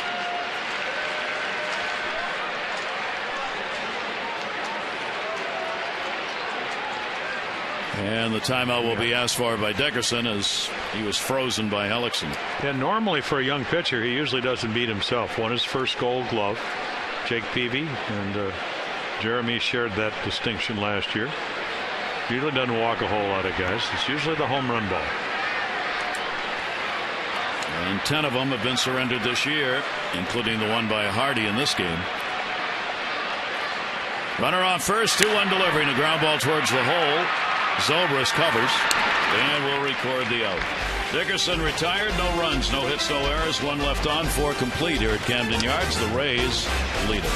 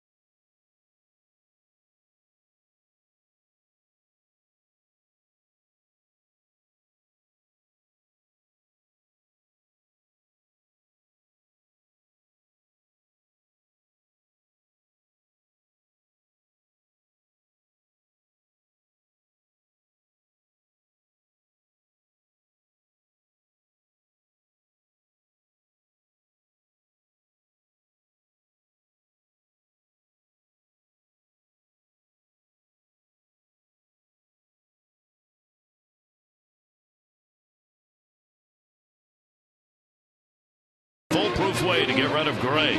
And by Antwerpen Toyota. When Jack says yes, you pay less at Antwerpen Toyota in Howard County Auto Park. Visit AntwerpenToyota.com today. Gary Thorne and Jim Palmer here at Camden Yards, Utah Street. A busy place tonight. Big crowd on hand for the opener of this 3-game series. Tomorrow, a 4 o'clock game. It will be on Fox tomorrow. And then Sunday at 1:30 for Game 3. And the Yankees in Monday, Tuesday, and Wednesday. As the pitch count for Jason Hamill. Evan Longoria leading it off. Longoria tried to hold up and he's kind of bounced that one away for an unintended strike 2. Jason Hamill needs an efficient inning. And if he's able to do that, he'll be able to hopefully pitch through the 6th inning. It's your goal here. Be out there as long as you can to that slider that just misses. Hamill with a 1-2 count. Longoria getting his first hit off Hamill in his last at bat, a single, and would score. He's got an RBI sac fly as well, and he swings right through that one. Well, take that, Jeremy Hellickson.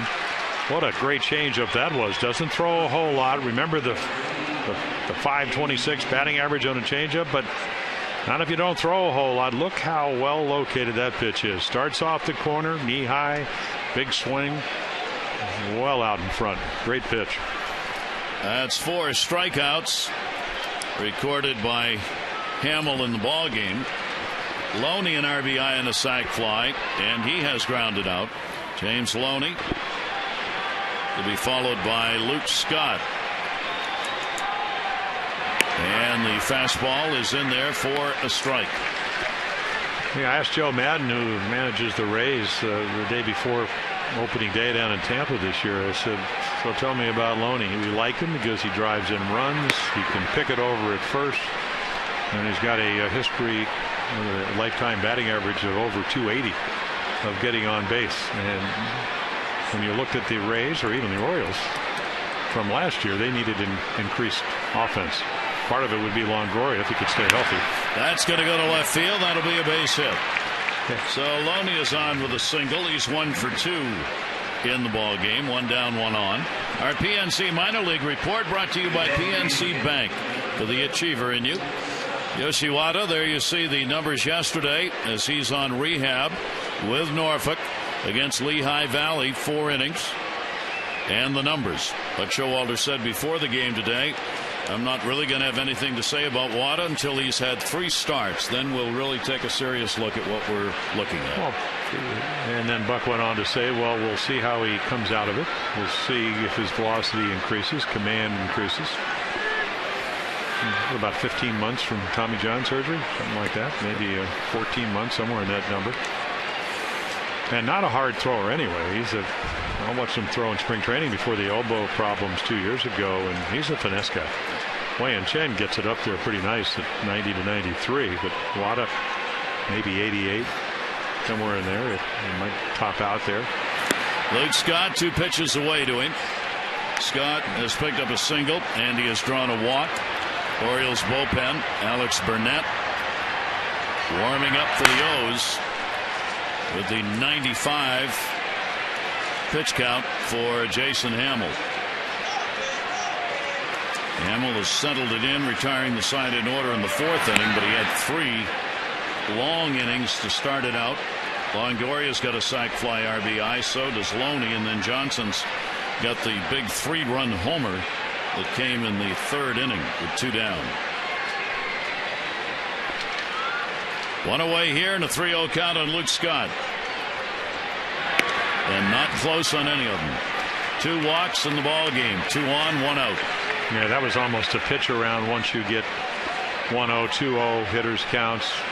Knows that he's been swinging the bat well. Of course, when Luke goes down to first, and this is what they've been able to do. But look at the pitch count in the 1st, 2nd, and 3rd.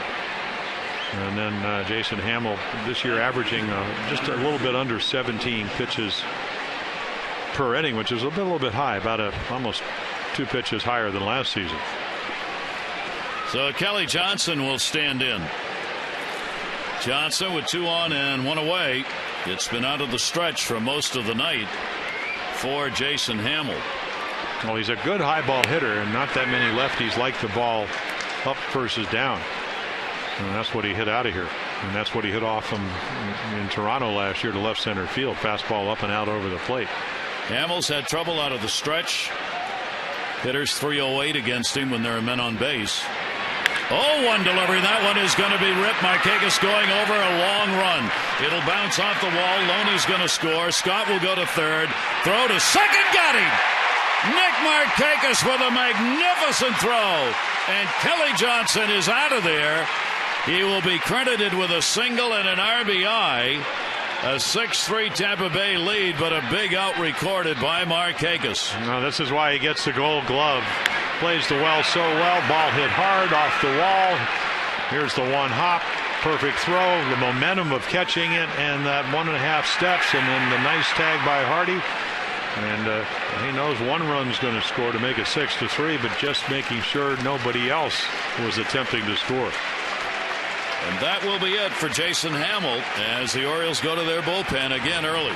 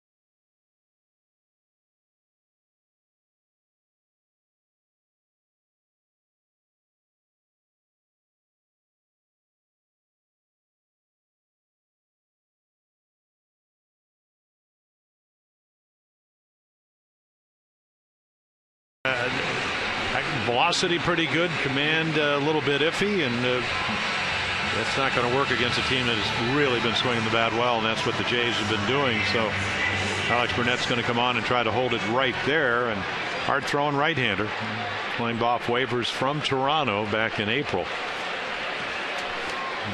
Lobaton, a natural right-handed hitter, so much better average from the other side of the plate.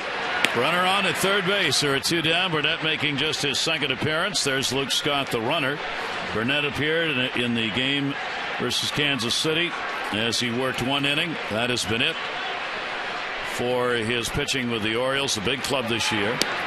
And that pitch will miss. Lobaton a double, and he is struck out. Burnett, who is 25 years old, trying to come on and help this Oriole bullpen. 2-0 delivery, and that's going to be taken inside, and the count goes to 3-0. Burnett with those numbers that he had in Minnesota. A lot of work. 71 2/3 innings and 67 appearances in 2012. And he walked him. So Burnett comes on, walks the first batter faced, and a hotter hitter, Escobar, coming up. Our AT&T Mobility Trivia fact: the Orioles bullpen at 2.84 is best in the American League. The Rays bullpen 4.67 has the second highest ERA.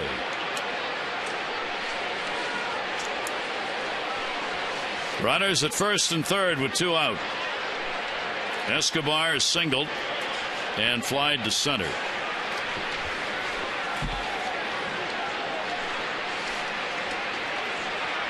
Johnson picked up the RBI in the base hit, thrown out, trying to extend it to a double, and that's 5 in a row out of the strike zone by Burnett. Now he's trying to establish that sinker early on and hasn't been able to do it. You come in, you're already down by 3. You don't want to give in to hitters and hitters counts. That's why he threw the 2-0 slider. And that's why he ended up walking Lobaton. Okay, there's the sinker, and able to locate it where he wants to. If you're Escobar, hard to do anything with that. Ball sinking kind of down at your knees inside corner. Escobar has faced Burnett 3 times, 1 for 3, and a 1-ball 1-strike count. 2 down, runners at first and third. It's been a night where Tampa Bay has had runners on except for the 4th inning when Hamill retired them in order. Here's the 1-1 delivery on the way. Breaking ball really fooled him. 1-2. He was leaning away, and that came back in and caught the strike zone. Yeah, just watch the lower part of the body. Rear end kind of getting towards their dugout. Takes the count to a ball and 2 strikes. And fouled back by Escobar. We're looking at the Orioles numbers there for the bullpen. One of the interesting things we were looking at today is that while the Orioles indeed do have the best ERA at 2.84, they also had the best ERA at this point last year, and it was almost 3/4 of a run less. So in comparison, the numbers have gone up against the bullpens this year in the American League. Fastball underneath the arms almost caught him, and a back off. I don't know if he's saying it did or didn't. I just think that he was going to swing and the ball ran in, and maybe already trotting to first. There's that running fastball, and I'm not even sure he foul tipped it. Just looked like he a lot going dropped on the there. bat. Yeah, I guess they called that a ball, not even a foul ball. 2-ball 2-strike count, and now it's 3-2. 3-2, 2 down. Runner at first base. Lobaton will be going. Luke Scott on at third. 6-3 ball game. Tampa Bay on top, looking to add more here with 2 down. Burnett's 3-2 delivery, and that's going to be lashed to center. Jones back, and he's not going to get it. And it will go up and over. It'll save a run for the moment. A double and an RBI for the red-hot Escobar. Scott will score. Lobaton would have scored had the ball not gone over the fence. Yeah, tonight he's shown you why he's hot. He poked a good pitch off of Hamill into right field, and he just scorches this one.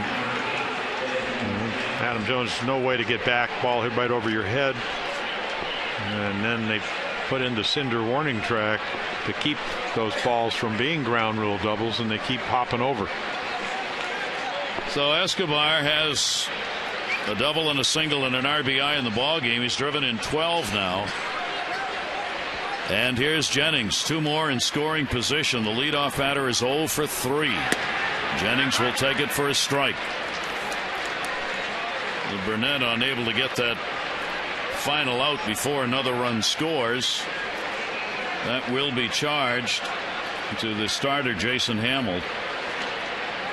So 7 runs in the ball game off Hamill on 10 hits in 4 2/3 innings. And for Jason, the face pretty much tells the story. The Rays trying to do what all teams do, get to the kind of the middle of the bullpen. Fouled it off right at the plate. Wieters trying to find it. It rolled away. I mean, I think Desmond was saying, I'm looking fastball. I don't care where it is. I'm going to swing. And he did. Ball almost hit him. When you see the movement, it's just that Alex Burnett to this point not being able to get ahead and then pitch a little bit out of the zone. He has to bring the ball back in, and that's when he's gotten in trouble. Jennings, 1-ball 2-strike count. Runners off second and third. That's outside. Wieters will block. Jennings has a 2 for 3 in the times that he has faced Burnett. Tampa Bay Rays team looking to get above 500. They have not played at 500 or below at this point in the season since 2009. 2-2 delivery. That's going to be another base hit and a big one. Lobaton will score. Play at the plate. Here's the throw all the way through. Ball gets away. The runner will go to second base. So Jennings will pick up a 2 RBI single. There'll be an error charged, allowing the runner to go to second base, and it's 9-3 Tampa Bay. Now, if you asked Desmond Jennings, where do you want the breaking ball? He'd say right about there. It's a little slider, maybe a curveball that stays up. And he's backing up, but not far enough. And 9 runs now for the Rays. And they haven't finished batting here in the 5th. And Buck Showalter is taking a long look. Do I warm this bullpen up again, or just let this go? Joyce will take it down low. Joyce a single, 1 for 3 in the game. It's 9 runs on 12 hits for the Rays. And another 4-run inning. They got 4 in the 3rd. They've got 4 so far here in the 5th. Error charged on Jones, allowing the runner to go to second. That's going to get away right through Wieder's glove. That will probably be a pass ball. Matt even just looked at his glove like, how did that go through? Yeah, normally when that happens, you want to go check the rawhide. And I think Rick Adair coming out and saying, we'll take a look again. Just a moving fastball. Just movement. Just imagine 90-some miles per hour. Ball he normally catches, doesn't. And Rick Adair saying, we need some outs. We need you. They have been hard to come by here in this game. Well, that's a testament to the fact that a couple of things have happened. Jason Hamill couldn't make his pitches. Burnett's not made his pitches, and these guys are swinging the bats well. Just as the Padres. They got 17 hits against the Orioles on Wednesday. 12 are already on the board for the Rays in this one. Runner now at third base with 2 down. 2-0 delivery, and that's outside. This is how hot the Rays have been that we've been talking about in the last 27 games coming into this one. They have led the majors with 146 runs, a .279 batting average, and he walks him on 4 straight. So Burnett has come on. He has given up 2 walks, a double, and a single. And every starter's got at least 1 bingo. And the 9th batter to hit in the inning is going to be Ben Zobrist. And it doesn't get any easier, even though the numbers for Ben at 241, he makes you throw the ball over. And tonight, single to right, the first time up, double down into the corner on a high changeup. Zobrist will take it down low for a ball. He is 0 for 1 off Burnett, but Burnett predominantly throwing pitches out of the strike zone. Well, they start eliminating pitches, so they're going to look for something in the middle of the plate. They'll look hard. If he hangs a breaking ball, which he's done on a couple of occasions, they'll be ready. That's what Major League hitters do. 1-0 delivery is in there for a strike. The Orioles indeed do initiate more action. Troy Patton in the bullpen. Longoria, who led the inning off with the strikeouts, waiting on deck if the inning stays alive. 1 ball, 1 strike count. Zobrist will take it. That is in there for a strike as well. And the count goes to 1-2. So Burnett trying to find this elusive out. 4 have reached since the second out was recorded. 1-2 delivery. He'll just miss outside. 2 ball, 2 strike count from Burnett. Jennings on at third base. Got on with a single. Joyce on at first. He reached with a walk. And a 2 ball, 2 strike count on Zobrist. And he takes it, and the count's full. Well, you're seeing the difference between the minor leagues and the major leagues, and that is if you're close to the strike zone against guys that are hot at this level, but you're not in the zone, they just spit at it. And a swing and a miss to get him. So Burnett will get the strikeout, but another 4-run inning, and the Rays now lead at 9-3.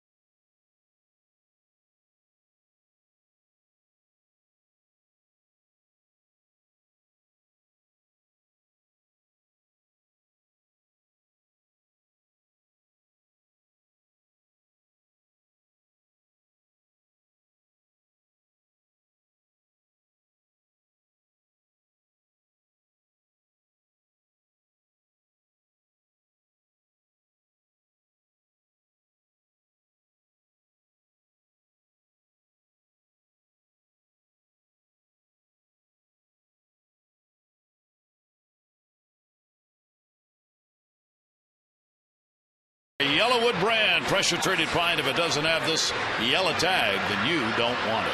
With Jim Palmer, I'm Gary Thorne, and for the Orioles, where the question has been all year, Jim, and it still is starting pitching. Really is. 5 of the last 7 games now, and this game is halfway through for the Rays, 6 or more runs. And it usually starts, especially on this ball club, with the starting pitching, so it has to get better. You know, Jason Hamill had pretty good stuff tonight, lacked location, made some bad pitches. That's not a good combination against a team that's swinging the bat like Tampa Bay, so let's certainly give them credit. But it needs to get better if you're going to be a competitive ball club, and you got to do some tinkering. Yep, and the question has been all along, is it in the organization? Do they have the pitching to make it better? It's made much more difficult by the fact 2 of the starters, Wei-Yin Chen and Miguel Gonzalez, are out of there, and particularly tough when Jason Hamill, every game's been a struggle for him, including this one tonight, even though his record's 5-1. And the Orioles have been able to win ball games that he has started. We'll see what happens here tonight. And you know it's frustrating for him because he's got a lot of pride. We saw that last year in his first year with the Orioles. Pitched hurt all the way until they had to have the knee surgery. Tried to come back and pitch late in the season. And it's not for a lack of effort. Yannick Navarro goes after the pitch. He drives it to right field and deep, back near the wall, and it takes a hop right off the bottom of the scoreboard. Navarro's thinking about 3. He's going to go. Joyce's throw. Cut off. It's a triple. And Navarro making a statement about wanting to play at second base. Well, long time on the bench for Hellickson. That's what happens when they get him 4 runs. And right here, fastball, middle of the plate. This is Camden Yards. A little quirks and nooks and crannies down in the corner. And right here, he's thinking, oh, I'm going to make it a double. Hope it gets over his head. Now I'm going to go for 3. And you know the cliche about never making the first or the last out at third, especially when you're down 9-3. But he makes it. Only the second triple for the Orioles this year. Machado has the other. And for Navarro, that is his major league first. The Orioles get their 5th hit. He's on at third base. McLouth the RBI chance. McLouth has singled and flied out. He's the Orioles designated hitter in this ball game. First chance as a DH this year for McLouth. And that will be taken for a strike from Hellickson, and the count goes to 0-2. Hellickson obviously with some room to work. That 9-3 lead.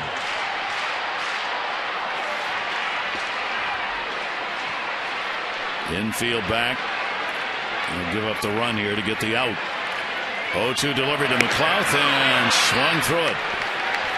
That'll be strikeout number 4 for Hellickson. And our 5th inning home run bonus time. And only in this inning, today's Maryland Lottery Hit It Big contestant of the game will receive $500 for any Orioles home run. Michael Fox, you've already won $1,000. For your chance to be the Maryland Lottery Hit It Big contestant of the game, play 5-card cash. Go to mdlottery.com/Orioles to enter. Manny Machado, a double and a strikeout.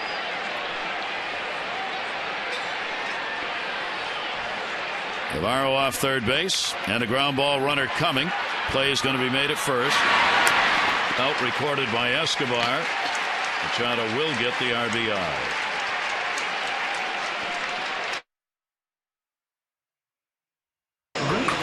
I'd like to thank our armed forces for protecting our nation every day. Thank you so much for all you do. And here is Nick Markakis. Nick has grounded out and popped out. 0 for 2 in the ball game. Bases are now clear, 2 down. 9-4 with McLouth a strikeout and Machado the RBI on the ground ball out. Yeah, and big difference. Yeah, big difference getting the third for Navarro. That ball is going to be popped up right at the plate.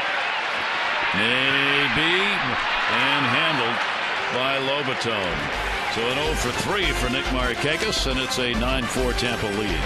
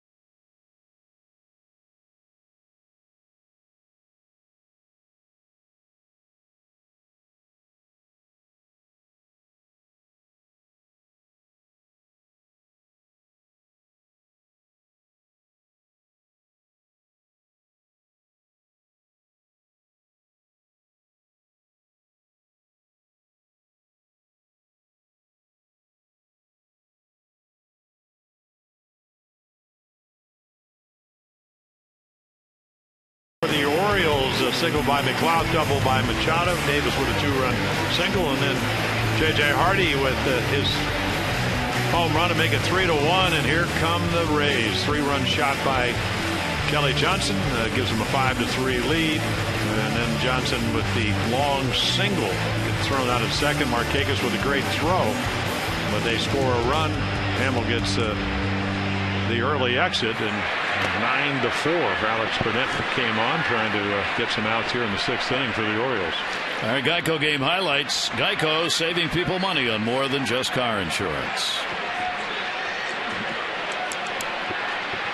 Longoria led off the last inning. Leads off this inning. Nick Markakis, a long run, and that is a fair ball. It'll bounce into the seats. It'll be a double. So Longoria starts out the 6th inning with a 2-bagger. As the Orioles outfield, Markakis in particular playing around to center, and he just had a long way to go. The Mid-Atlantic Sports Report returns on Monday 5 to 6:30. Tom Davis, Dave Johnson, Mel Anton, and Phil Wood. All the Orioles news and notes. They'll review the Orioles weekend series and look ahead beyond the beltways to the biggest headlines from around baseball. Mid-Atlantic Sports Report only on Masson. That will be it for Burnett. An ineffective performance out of the bullpen, and Troy Patton, the left-hander, coming on.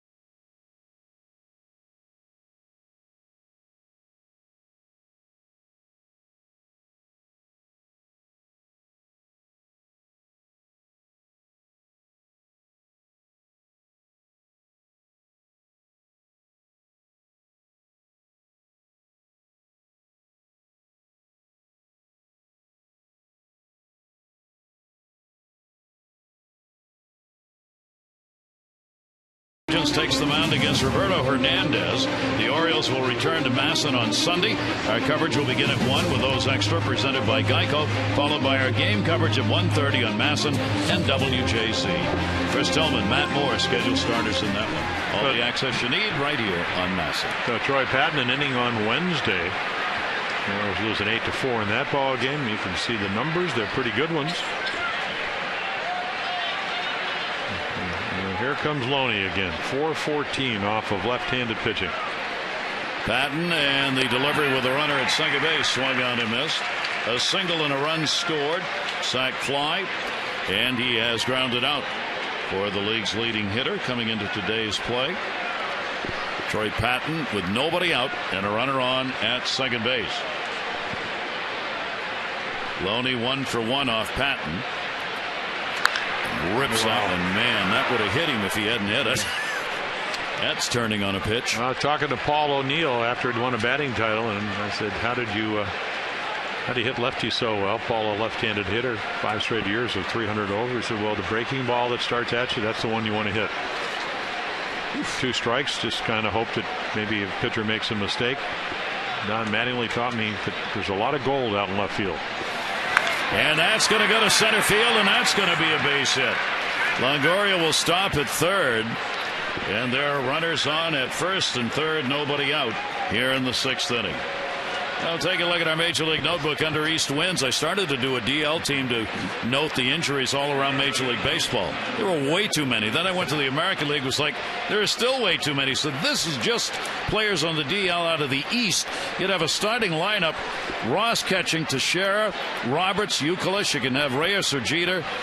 Raja Davis, Kalish, Betterman in right field, Hafner the DH. Starters, Gonzalez, Chen, Price, Happ, and Josh Johnson, all on the DL. That's just out of the East.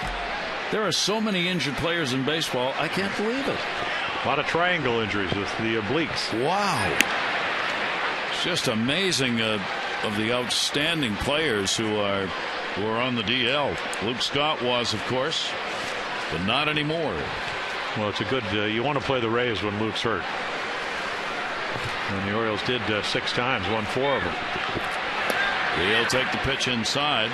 We didn't even add to the fact that your injured bullpen, Jim, would have Andrew Bailey, Joel Hanrahan, Jabba Chamberlain, Brandon Gomes, Jeff Neiman, Ivan Nova, and Franklin Morales. That'd be your bullpen. All injured. It would make do. 1-1 delivery, and he went after a pitch way outside. He couldn't hold up on it. We got Andrew Bailey. Yeah, we got Andrew Bailey on there. Yeah, he's getting close, though. Yeah. He's got a little asterisk on his DL. Handerhan's gone for the year, of course, for the Red Sox. Don't know. I was talking, I won't name the person, but somebody who's been involved in baseball a long time today, who was with the Orioles, just feels players and all the work they do physically, their bodies become too tight. Ball put in the air to center, tagging up at third base. Longoria will make the tag. Jones will throw into second base. Sack fly and an RBI for Luke Scott, and it is a 10-4 game. Well, that's what you need to do, and Luke came in with very good numbers, 8 for 18 against lefties. And Troy Patton usually pretty efficient at getting lefties out, but Loney's looking like Rod Carew with a little bit of power. So he gets the runner to third, and then Luke gets him in. So 10 runs on 14 hits. That is the first out of the inning. Runner still at first base. And here is Kelly Johnson. Johnson a homer, a single, a 4 RBI game for Kelly Johnson. 3 runs will be charged to Burnett in the third of an inning. 3 runs, 3 hits, a walk, and 2 strikeouts. And Troy Patton's pitch will miss for a ball. Well, to go back to your point about all the injuries, when you get more muscle mass, it does put more strain on your ligaments. I remember at the All-Star game in Milwaukee, 1976, the dugouts or the bullpens, and it had probably my best year ever. I actually make it 1975, and I'm talking to Mike Marshall, the kinesiology out of Michigan, pitched in 102 games for the Dodgers. He said, well, if you want to build up he threw a screwball. He said, you want to build up your left side because you have to fly open. You want to get the forearm build up and all that. And then he would actually tear the musculature from his rib cage because he built it up so much. Wow. So you just kind of wonder, you get bigger and stronger. It does put more stress on the ligaments. And all the pitchers, Jim, I mean, the one thing pitchers have always done is run. We don't see much of that anymore for a lot of pitchers. That is hard hit, and that is a fair ball down the line. Kelly Johnson, another hit, headed over to third base. Is Loney, they're going to hold him up as Markakis will get it in. So a double for Johnson. He's now got a 3-hit, 4 RBI game. Well, you might as well get rid of all the bad pitches in one game because this is just a hanging slider. We talked about what former batting titleist Paul O'Neill said, breaking ball at you. Johnson came in only hitting .229 against left-handed pitching. And so for Troy Patton, you make your pitch, probably have a good chance of getting him out. And if you don't, he ends up at second base. And now Lobaton will get the RBI opportunity. 348 off lefties. Lobaton will take it inside for a ball. The Orioles will move the infield halfway in. Runner, of course, at third. Loney does not have to go here. 1-0 count. Outfield remains deep. Lobaton in the big cut. He's drawn a walk and scored, doubled, and struck out. An offense where everybody in the lineup for Tampa Bay has been actively involved, with 10 runs on 15 hits.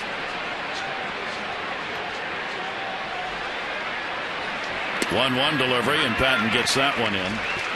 1-2. Yeah, this year for Troy, more walks than strikeouts. Coming in 15, 16 innings and 9 walks, only 7 strikeouts. He'd love to strike somebody out. So if you go for here with a situation of runners at second and third and only 1 out, and you got yourself a good count. 1-2 delivery on the way, and down to third, just missed. Foul ball. Nicely handled. But Showalter, I've seen him pacing up and down the bench. He's talking about positioning. He's got that infield moved in. This is where he wants to make sure in a 10-4 ball game, don't start mentally losing it. 1-2, and that will be inside. 2-ball, 2-strike count. A long night for the Oriole pitchers, with Hamill 7 runs, 10 hits, 4 2/3. Burnett 3 runs, 3 hits, a third of an inning. There's Burnett out of the ball game. Now Patton. 2-2 delivery, and he got him to go after it and gets the strikeout. Oh, that's what he's looking for, and that's what he gets. Nice little changeup, runs off the plate, gives the illusion of a fastball. That's what the changeup does, and he goes fishing. 49 strikeouts in 55 innings for Troy Patton last year. And if you know Troy Patton, you know he doesn't like to give up runs. Doesn't matter what the scoreboard says. Now Escobar hitting .238 off lefties, but red hot double, single, RBI in the game. Escobar's got another one up the middle, 2 more RBIs. Loney will score, Johnson will score a 2 RBI single, and this lineup is just covered in dots indicating runs and RBIs, and it is now a 12-4 ball game. Well, it's contagious.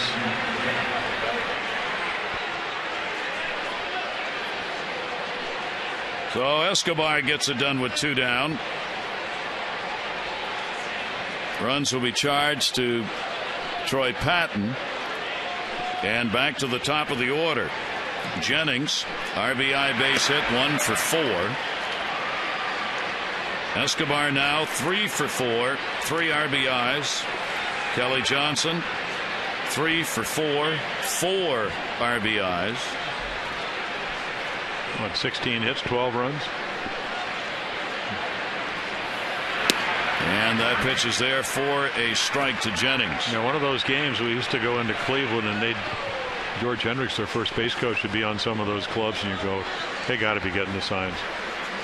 Doesn't happen often, but you have those games where it just looks like they know what's coming. But think about it. If the ball ends up in the middle of the plate, you don't have to know what's coming. Major leaguers are going to hit it. That's pretty much what tonight's been about. Yeah. And you can mix in a couple of sprinkles of pretty good pitches that have been hit, but not as many as the bad ones. Jennings 245 off lefties, a runner at first base with 2 outs. 0-2 delivery by Patton, and that will miss inside. The season high for the Rays in hits, 19. They got that against the White Sox on April 27 in a 10-4 win. 19 their high. They are piling them up in this one. Ground ball the middle. There's another one. Ground ball base hit by Jennings. Runner will stop at second base. That just a seeing eye single in a 2-hit game for Jennings, with Escobar stopping at second base. 17 hits.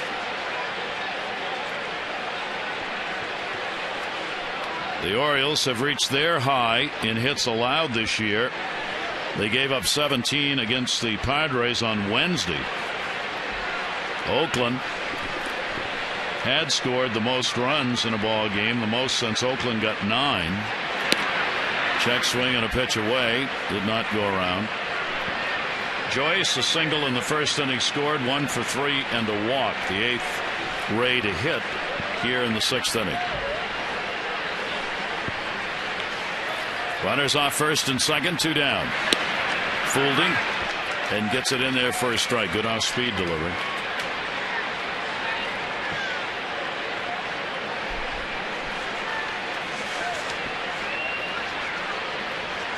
Troy Patton with a 1-ball, 1-strike count. And Joyce takes that for a strike. Joyce has had only 1 hit against the left-hander this year. He's 1 for 16.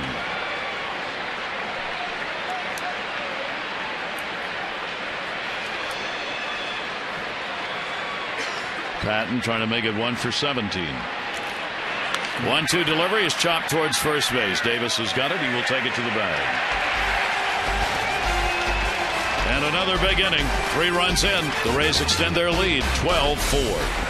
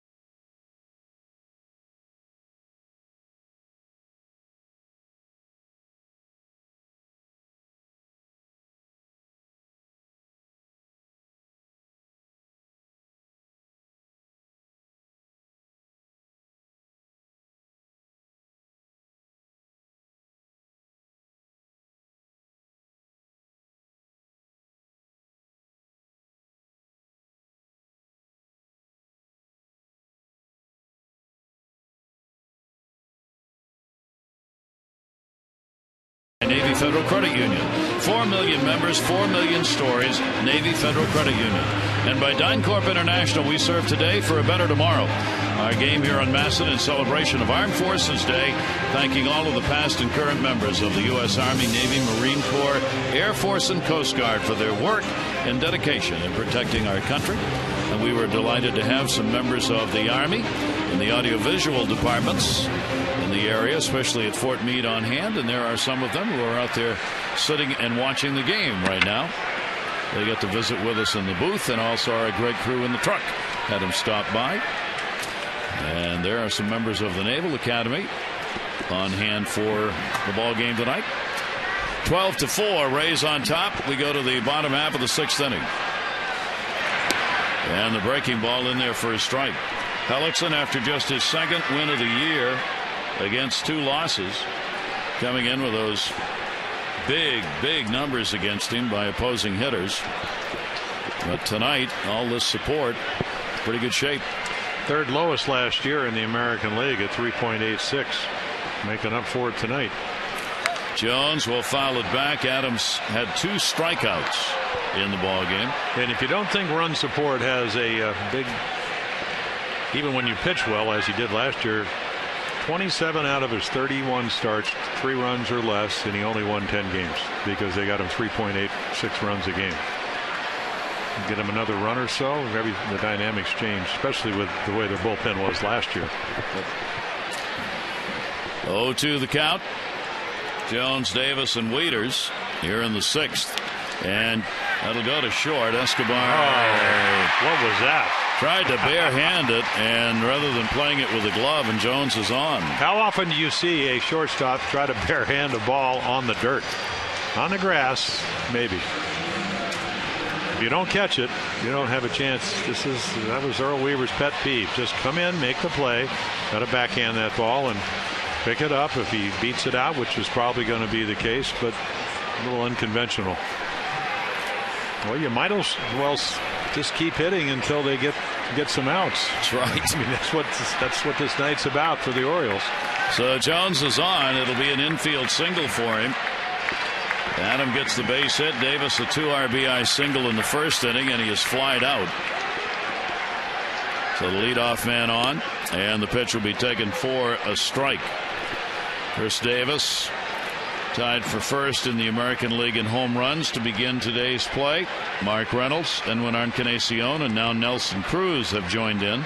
All four have 11 homers coming into today's matchups. 0-1 count. Hellickson's delivery. That'll miss down low. Davis came in hitting .476 in the season in the 6 previous games against Tampa Bay. Part of that big start he had in that opener, the 3 games that began the season in St. Pete. Hellickson's 1-1 pitch to him, and a towering pop up to third. Longoria drifting. 1 down. When the Orioles win, everyone wins, and all season long when the Orioles win and score 5 or more runs, you get 50% off regular menu price online orders at papajohns.com by entering promo code Orioles5. Better ingredients, better pizza. Papa John's, valid at participating Baltimore area Papa John's stores. So let's see. To win tonight, it's probably going to take, I'm going to be an optimist, only 14. Down 12 to 4. All they need is 14. 14. So it'll be 18 to. And then the pizza's something. Yes. Online, the computers will be whirring. Humming. And whirring. And whirring. Whatever they do. Here's Wieters, who takes the pitch down low. Wieters an 0 for 2. Matz had 3 home runs, 8 RBIs this season against Tampa Bay. All of the games have been highly offensive for these two teams this year. This is game 7. The Orioles came in hitting .275 against Tampa Bay, scoring 37 runs in 6 games, 10 home runs. Tampa Bay hitting .271. They scored 31 runs in 6 games. They had 12 home runs. And both teams' ERAs high, 4.83 the Orioles, 5.94 Tampa Bay. And that's fouled back into the screen. This game's only going to add to those offensive numbers. Well, the Orioles scored 16 runs in 6 games down there, or 9 games. Some amazingly low number down in Tampa Bay. That all got put in the rearview mirror after that first series. 1 ball, 2 strike count on Wieters. Runner off first with 1 out. That will take it inside. Count goes to 2-2.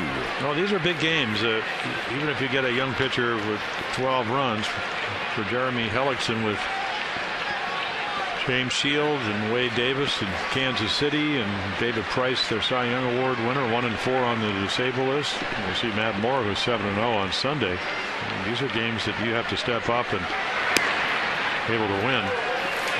He wanted that call. You saw him leaning in, did not get it. There is Matt Moore on the right, and then Alex Cobb, who's become the modern day Bob Feller with strikeouts. 13 strikeouts in 4 2/3 innings against the Padres. 3 ball, 2 strike count. Shift is put on in the infield against Wieters. Runner not going, 3-2 delivery. And that's going to make it to the seats. The foul ball.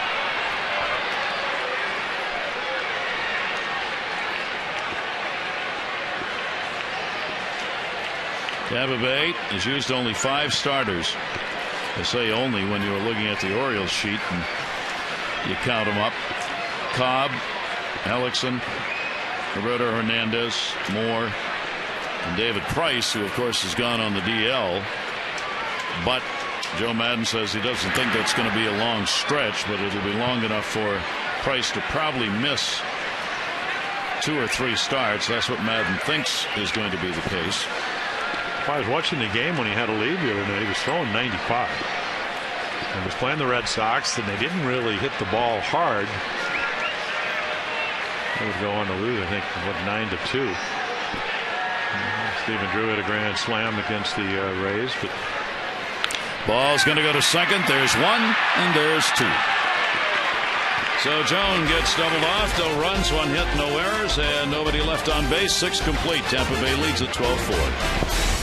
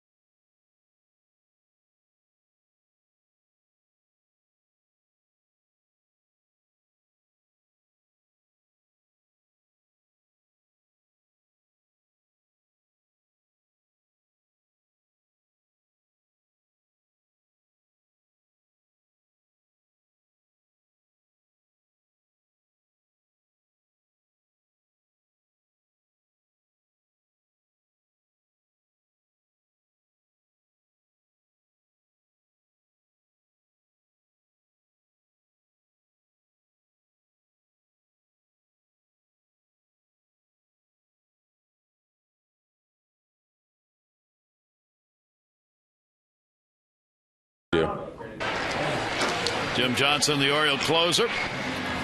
We've completed 6, 12-17-0 for the Rays, 4-6-1 for the Orioles. Troy Patton will stay on the mound going into this 7th inning. Let's take a look at our Volkswagen moment in history in baseball. This moment brought to you by Volkswagen. 1939, the first ever televised baseball game. Princeton defeated Columbia 2-1. It was on W2XBS, an experimental station out of New York City. 1996, Chris Hoyles, a walk-off grand slam 13-10 win here at Camden Yards against the Mariners. Came off Norm Charlton on a full count. And I think it was at that time was one of the longest 9-inning games which I remember doing. That's probably why I remember doing it. And one of the longest 9-inning games ever. I'm sure that maybe that has changed somewhat. It could still probably be in the top 10. Still got to be up there. Here is Ben Zobrist leading it off, and he will take the pitch for a strike. Also worth noting in this date, poignant moment, 1947, Pirate player Hank Greenberg, during a game with Jackie Robinson playing, went up to Robinson after Robinson got a hit and said to him, "Stick in there, you're doing fine, keep your chin up." Robinson said later Greenberg became his diamond hero because he knew bigotry Greenberg endured as a Jew. Yep, no doubt about that. And 1 ball, 2 strike delivery on the way to Zobrist. That'll be up high by Patton. Zobrist, Longoria, and Loney. We're going through the 5th time now for these players to the plate for Tampa Bay. 2 ball, 2 strike count. Fisted.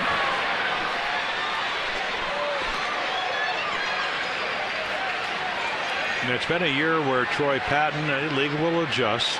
And I really like his stuff. It's not overpowering, but he can pitch. And by that I mean he can change speeds in and out. He's got a nice little breaking ball, curveball to go with a slider. You can 2-seam it to lefties, 4-seam it to righties. A lot of ways to get you out, but maybe not just as sharp this year so far as last year. 2-2s hit up in the air to left field. It's going to stay in the yard. Dickerson over, and he's got it. On Wednesday, May 29, when the Orioles host the Nationals, the first 10,000 fans 15 and over are going to get the Crush Davis Power T-shirt. Celebrate Chris's great start with the exclusive shirt that's sure to be a collector's item. That's on Wednesday, May 29. Get your tickets in advance and save at 888-848-BIRD or go to Orioles.com. Evan Longoria, double, single, 2 runs scored. RBI, sac fly, and he has struck out. Now hitting at .333 on the year, 9 homers and 27 RBIs. Yeah, over 390 this month, and you can see why, staying inside the ball. A little fortunate on the double. He just kind of popped it up down the right field line, but the approach was very much what he did on the sacrifice fly to get him their first run, what he did for the runner on first to shoot a ball into right field. I mean, look at him as just a big slugger, but looks like he's going to be a high average guy too when he's healthy. 2-0 delivery. By getting on base again in this ball game, Longoria has now reached, one way or the other, in 40 games this season. He is the only player in the majors who has been on that many times. And the pitch will be taken away, and Patton, wanting nothing to do with him, surrenders the 1-out walk here in the 7th inning. 1 on and 1 down with Loney coming up. This copyrighted telecast presented by authority of the Orioles may not be reproduced or retransmitted in any form, and the accounts and descriptions of this game may not be disseminated without the express written consent of the Orioles. Gorgeous night here in Baltimore as early summer has arrived. Couldn't be much nicer weather-wise. Loney's had a big night, couple of singles, sac fly, and he's grounded out. Could easily have had a hit on that first ground ball that Navarro robbed him of a base hit. His average now at .374. And that'll go to second base. Navarro's got it. He'll turn for one. Relay Hardy in the dirt. Scoop by Davis. And they get the double play. No runs, no hits, no errors, nobody left. 7th inning stretch time at Camden Yards.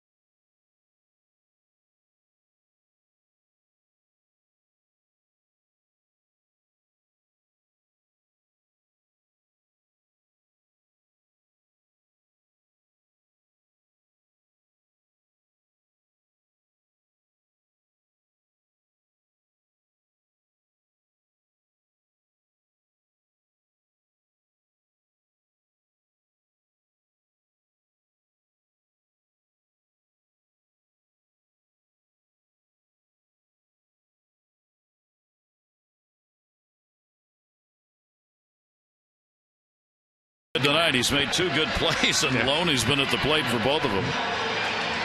And it fits right into our say what in our notebook, a tailor-made double play.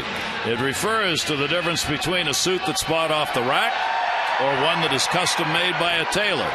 Tailor-made, also referred to as a made-to-order double play. Now, in looking this up today, there are some references that have Taylor spelled Taylor and refer to a former player who was a middle infielder who, in some sources, they say, made double plays look easy, thus the tailor-made. But the trouble is that's not the way it's spelled today. No. But then again, I've gone by some dry cleaners that have misspelled it too. So, and some which have done my clothes in other than tailoring. And a swing and a foul tip. Hardy up. 6 home run came in the 2nd inning. He has also drawn a walk. Jeremy Hellickson, the starter. 1-1 delivery, and Hardy will take it outside. JJ at 232, 24 runs batted in for the Orioles shortstop. Hardy, Dickerson, and Navarro due up.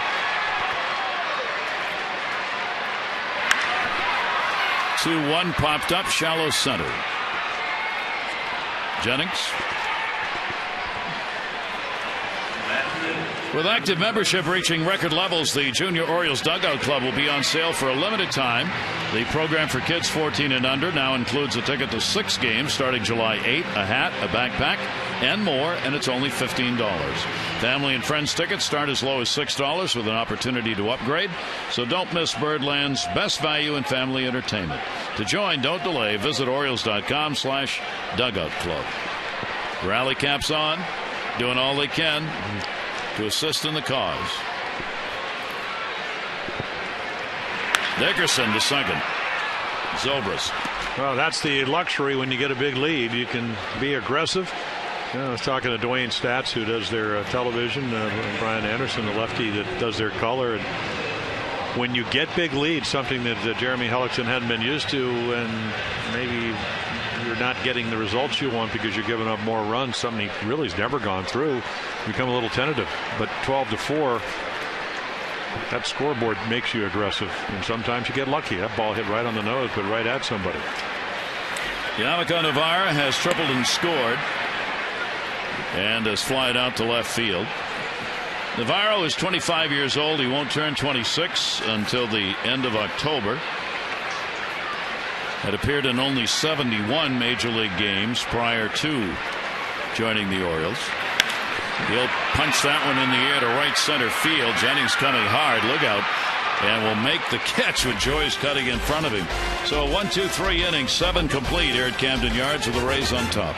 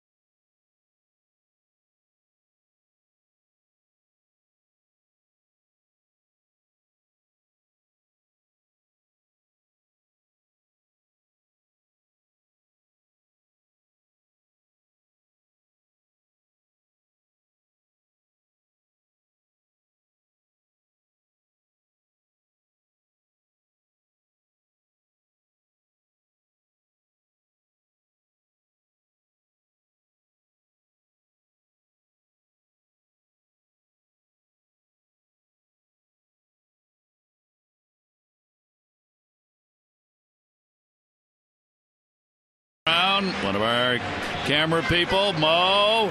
Happy birthday. Happy birthday to you. Happy birthday to you. Happy birthday, dear Mo. Happy birthday to you. 28. You never know it. 28 years old. Looking good. As is Brian Mattis with those glowing numbers.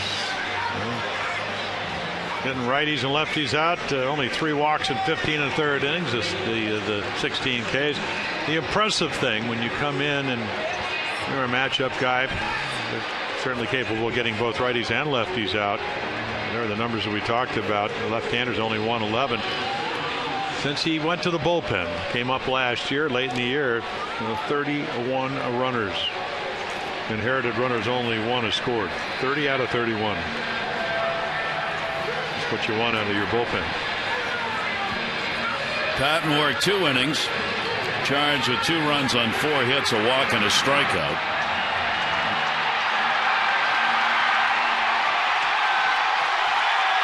Now we'll have a little delay here as with somebody on the field.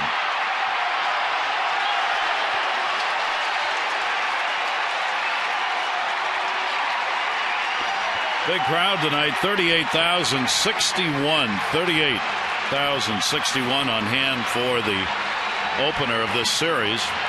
Buck Showalter did not want to announce any of the other starters. Unofficially, Jair Jurgens will make the start tomorrow. Roberto Hernandez, then Chris Tillman and Matt Moore will pitch on Sunday. And then with the Yankees coming in, still a question about who's going to be starting for the Orioles. Yeah, Miguel Gonzalez did that the pregame interview. Seems like he'll be the guy that will be scheduled most likely on Tuesday. Yeah, watching the game down there, Andy Pettit. You probably figured he was going to pitch against the Orioles, but then he had some upper back problems after having lower back problems. Pitching very well, and had to leave the ball game against the Mariners up in Yankee Stadium. So look at Luke Scott's numbers. So this is a pretty good matchup. 111 against 444.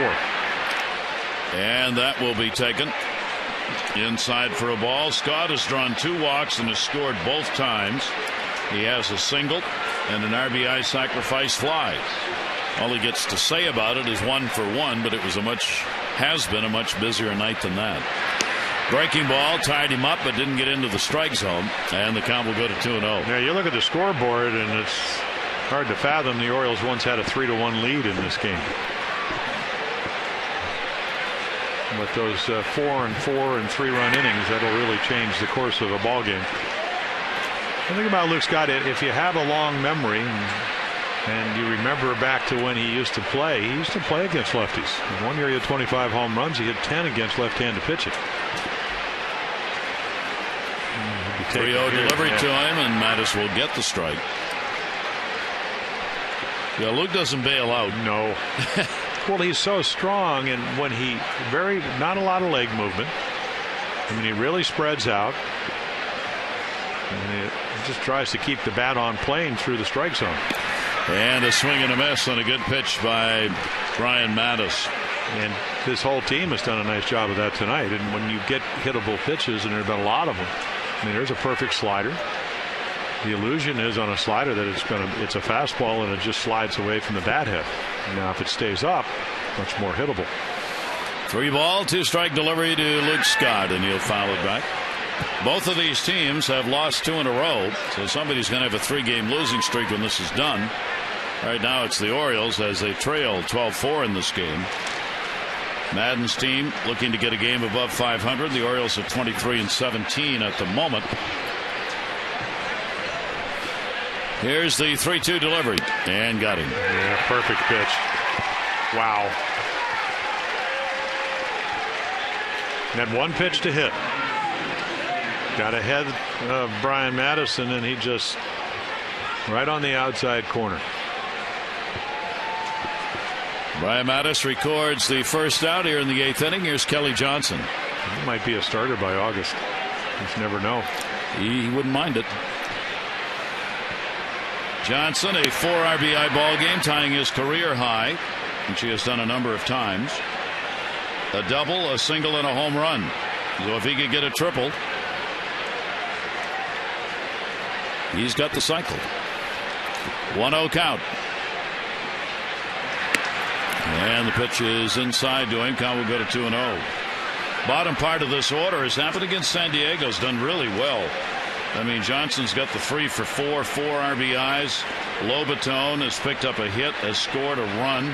And Escobar has got 3 hits, 3 for 4 with 3 RBIs in the 9 spot. 2-0 delivery on the way, and a chopper to second base.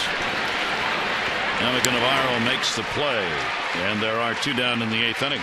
Time to text in your vote for the AT&T Player of the Game. Here are the candidates tonight. Kelly Johnson with that big 3 for 5 ball game, 4 RBIs. Navarro's who played a solid second base, triple and a run scored.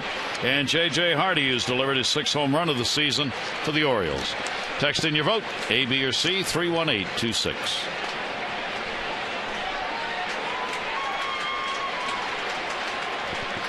Mattis with 2 down, nobody on. Here's Jose Lobaton. Lobaton will take the pitch up high for a ball.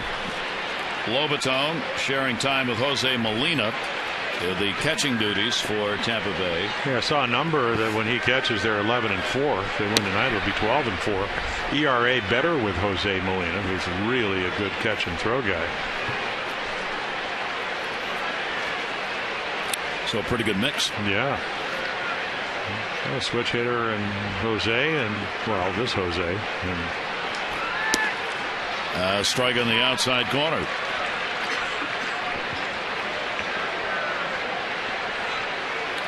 Yankees have shut out Toronto tonight 5-0. Kuroda, 2 hits, 8 innings, 5 Ks. They beat Burley, who gave up the 6 hits, 6 innings worked. So the Yankees get the win. Brett Gardner had a big 2 for 3 with an RBI. Well, somehow they win. Kuroda can flat out pitch. Orioles certainly know. Beat him in Game 7 of that, or actually Game 5 of the championship series, or the division series last year. You can just make some pitches. 3 ball, 1 strike count. Lobaton will foul that one back. And how about Burley? Mark Burley, one of the more consistent left-handers, spends 1 year with the Marlins. Came into that game with an ERA of over 6 runs a game. 6.19. Hard to fathom. That's like these numbers on Hellickson that we've been talking about. It's like, how can that be? 3-2 delivery in the air. Shallow center. Second baseman Navarro's back, and he's got it. So 1-2-3 inning picked up by Brian Mattis. Bottom of the 8th here at Camden Yards. 12-4 Rays.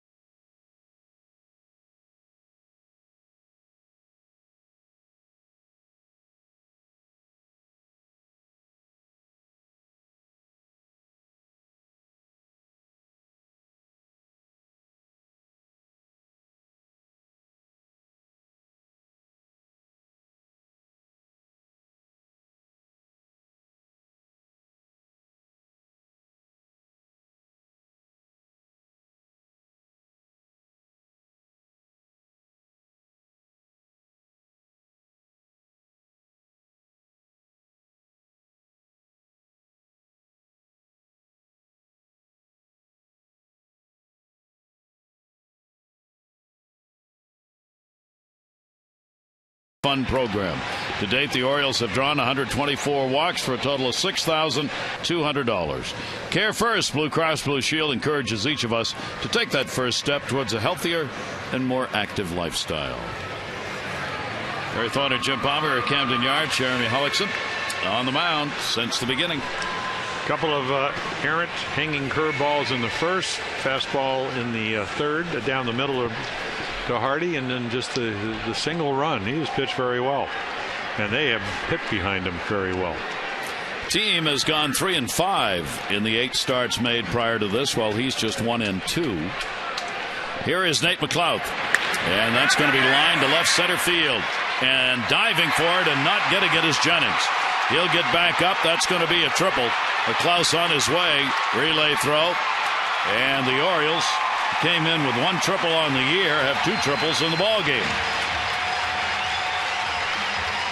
Yeah, started off the game with a line drive, pretty much right down the middle, and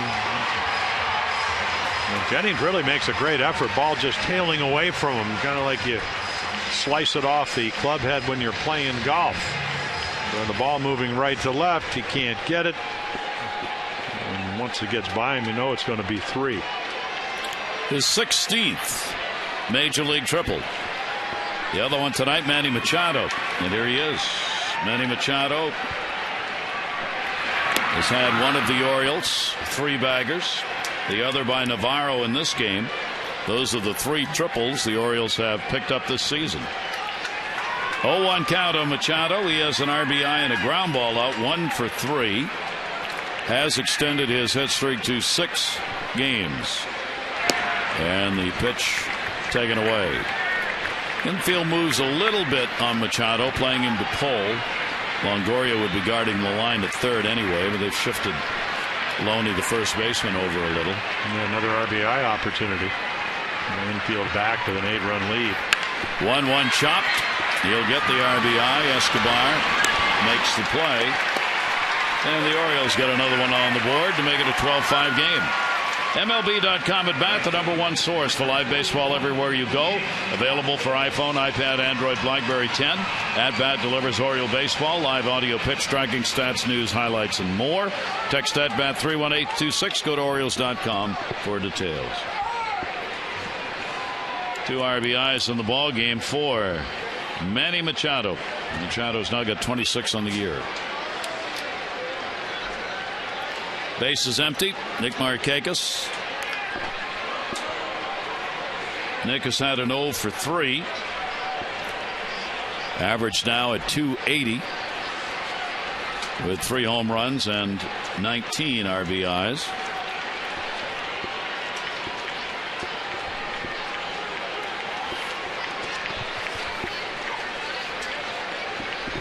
Hellickson with the 0-1 delivery. Got it inside on him. Fouled it off for a strike.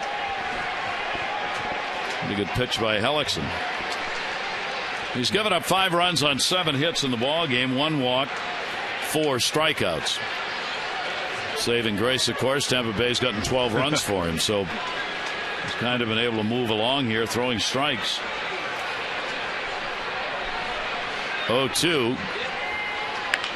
And he pumps it the other way for a base hit.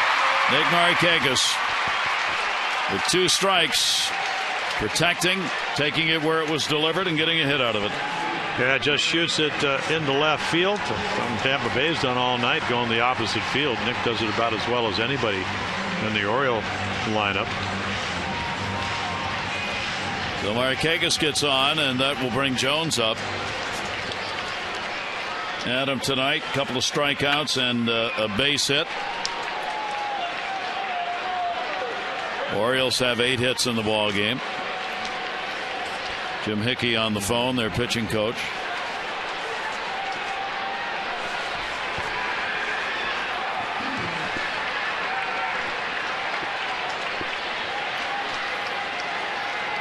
Hellickson's delivering. Jones will take the pitch inside. Adams starting the night, hitting .323 off Hellickson. He's now up to 98 pitches thrown in the ball game. Kyle Farnsworth in the bullpen.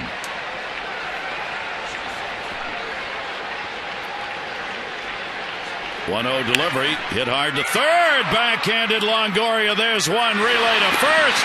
No. What a play though by Longoria, robbing him, and that's why you guard the line. Yeah, curveball, and you could just see his seat get set, and not too many third basemen. Only maybe Manny Machado makes that play. That's why they give him the Gold Glove on 2 occasions. Easily could have been down in the left field corner for a double. So Adam Jones will reach on the fielder's choice. Now there are 2 down, a run in here in the 8th, and Chris Davis, first inning, 2 RBI single. It gave the Orioles the lead. Tampa Bay had scored in the first inning. The Orioles made it 2-1. Hardy's home run in the second, 3-1. Pitch inside to Davis.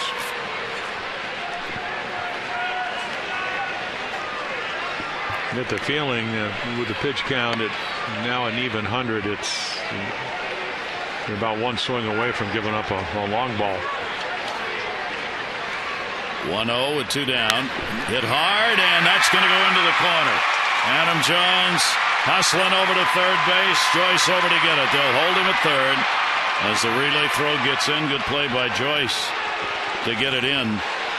And it will be a double for Chris Davis and a 2-hit ball game. So Jones hits a smash. The Longoria spears down to third, and Change up in the middle of the plate, hit hard, curveball for a 2-run single early on. And Loney tries to catch this ball, but it's hit just over his head down into the corner. And Jonesy's thinking, even though the score is 12-5, I'm going to score. And Bobby Dickerson holds him up. So Davis with the double. And here's Matt Wieters. Matt tonight has an 0 for 3. First chance with runners in scoring position for him, and he comes through with a base hit. Davis is going to be waved on, picked up by Jennings. His throw will be cut off. 2 RBI single for Matt Wieters. And the Orioles cut into it. It is 12-7. And here comes Joe Madden. Little curveball, belt high, smacked into center field for 2 RBIs. So Joe Madden out to take his starter out of the ball game. Farnsworth is ready in the bullpen as these two teams continue to pile up the hits. So the Orioles here in the 8th inning have pushed 3 across. They have 1 on with 2 down as Hellickson leaves.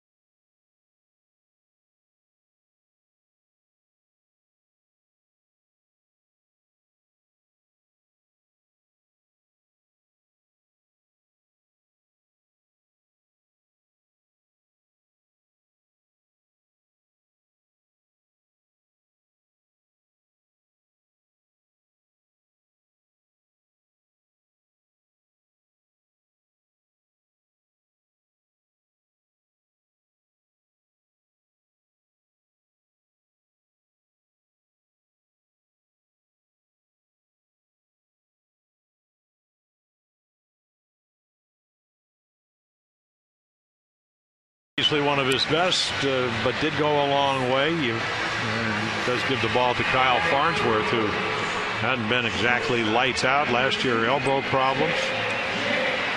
36, actually 37. He turned 37 in early April. So elevated numbers.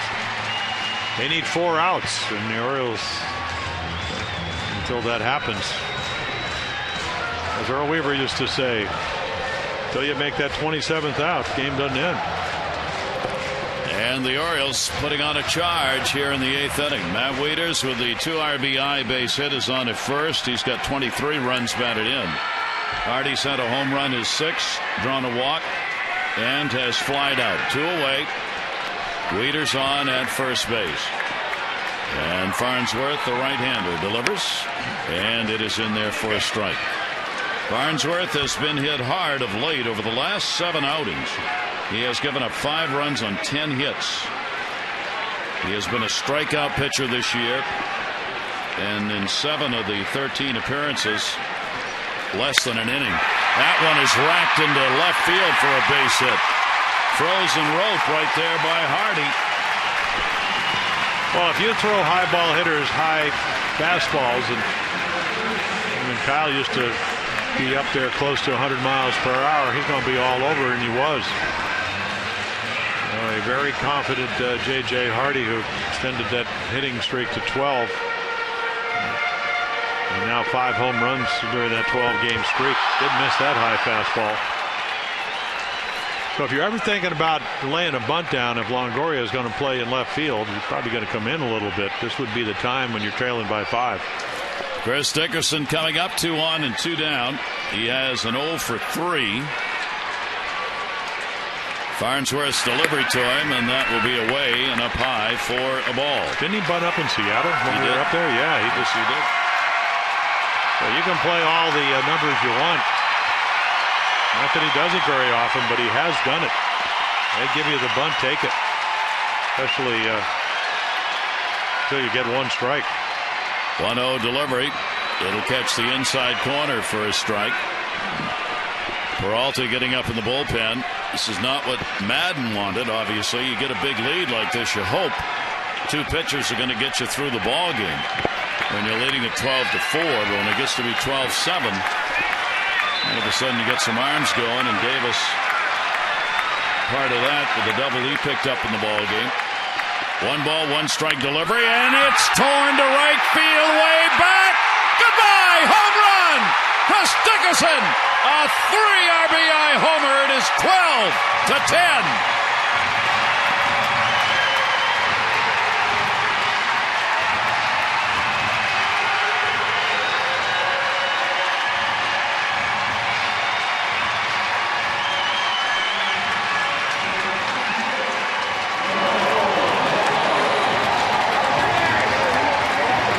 Home run is an Oriole. Jim Hickey, the pitching coach, could come out and talk to Kyle Farnsworth. They're the rally hats. They're everywhere. So I guess maybe bunting, you don't need to bunt. Just hit a 3-run home run. This ball is a bullet. I had him in batting practice. Who's going to hit the hardest ball? Well, I didn't win, but I won right here. That's a bullet into right field. No doubt about it. That is his 12th major league home run. And the Orioles have mounted a dramatic comeback in this game to make it 12-10. And now they're right in it. And the reason Peralta's up is because Rodney threw 35 pitches last night when they blew the 3-1 lead in the 9th inning down in Tampa against the Red Sox. 6 runs in here in the 8th inning. The Orioles now have 10 runs on 12 hits, and it is a 2-run game. Farnsworth delivery is taken for a strike by Navarro. And we said Farnsworth has had his problems of late coming out of the bullpen, and Dickerson is added to the woes. The 0-1 delivery. Navarro will take that one up high. Farnsworth has now given up 3 home runs in just 10 innings pitched. Opponents are hitting .357 against him. 1-1 delivery, strike, and 1-2. Yeah, you get away with that, but it's not where you want to throw the slider. 833rd game for Kyle Farnsworth in his 15th year. Orioles have had 2 home runs, 2 triples in the ball game. Foul back. By the way, the 2 triples in this game is the first 2 triple games since July of 2010. Adam Jones and PA had 3 baggers in that one. Felix? Yep. And you notice that Joe Madden didn't take any of his players out when they had a 12-4 lead. He's seen this before. Yeah, I'm getting that feeling. Because this bullpen has not been good. 1-2 delivery Farnsworth, and that'll be blooped back into the seats, and will hold the count at 1-2. Now you look at some of the numbers from some of the guys that, Jake McGee with an 8.8 ERA. It's just very unlike him. Peralta, as we mentioned, has pitched well this year. Rodney only given up 5 runs, has blown 3 saves in 10 chances, and again the pitch count got him last night, along with Will Middlebrooks. All the way to the backstop on that one. Again, we remind you overall for their bullpen, 14th out of 15 teams in ERA, 4.67. And Gary, you know as well as I, all you need to do is get a runner on and tying run comes to the plate, and you were down by 8. And you got another at bat. Yeah. 12 runs, 17 hits for the Rays, 10 runs, 12 hits for the Orioles. And a nice play by Navarro to hang on. Oh boy, he follows this ball right to the off the plate. Thought about swinging, Nice little at bat there to run the count to 3-2 if he walks. McLeod with home run power coming up. Little roller, going to be a tough play. It's a base hit, an infield single. And the Orioles will get the potential tying run to the plate. They have batted around in the 8th inning. And they don't have McGee up. Peralta, the righty, looks like he's going to get called in by Joe Madden. So Farnsworth unable to get the job done as he faces 3 hitters, gives up 2 singles and a home run. So far responsible for 2 of the runs that have scored in the inning. Nate McLeod will be coming up when we come back.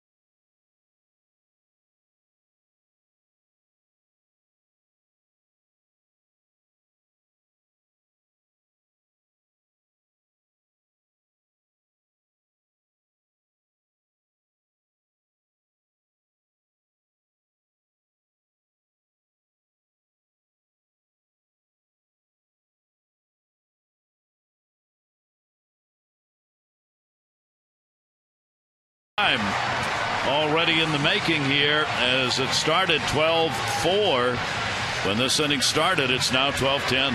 And they bring in I guess arguably their best reliever on this year,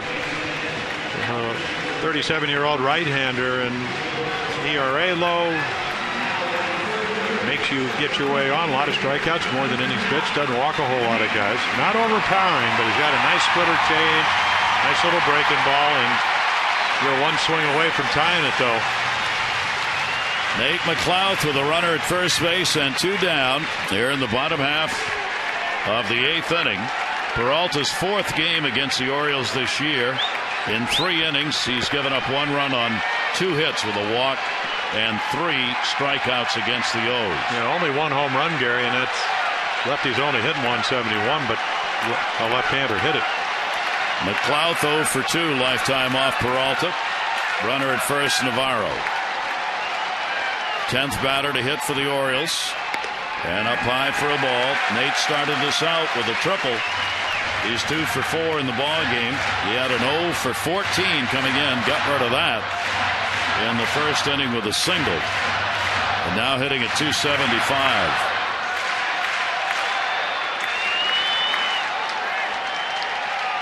1-0 count. And the pitch taken up high. 2-0. Hey, you talked about the 0 for 14, and I asked Nate about it. He said, "It's not like I'm getting pitched that well. It's just maybe I'm trying to do a little bit too much because he had been so hot." And this is one of those counts where the pressure is on Peralta. Get something below the belt, because that's where your power is, and put a good swing on it. Doesn't have to be a home run swing. Just drive it somewhere. Runner off first to a delivery on the way. McLeod will put it up in the air towards left field. Johnson moves over. He's under it and will put it away. But what a big inning for the Orioles. They've gotten themselves right back into the ball game. They pushed 6 runs across. Dickerson delivering his first home run as an Oriole. A 3 RBI shot. It is 12-10.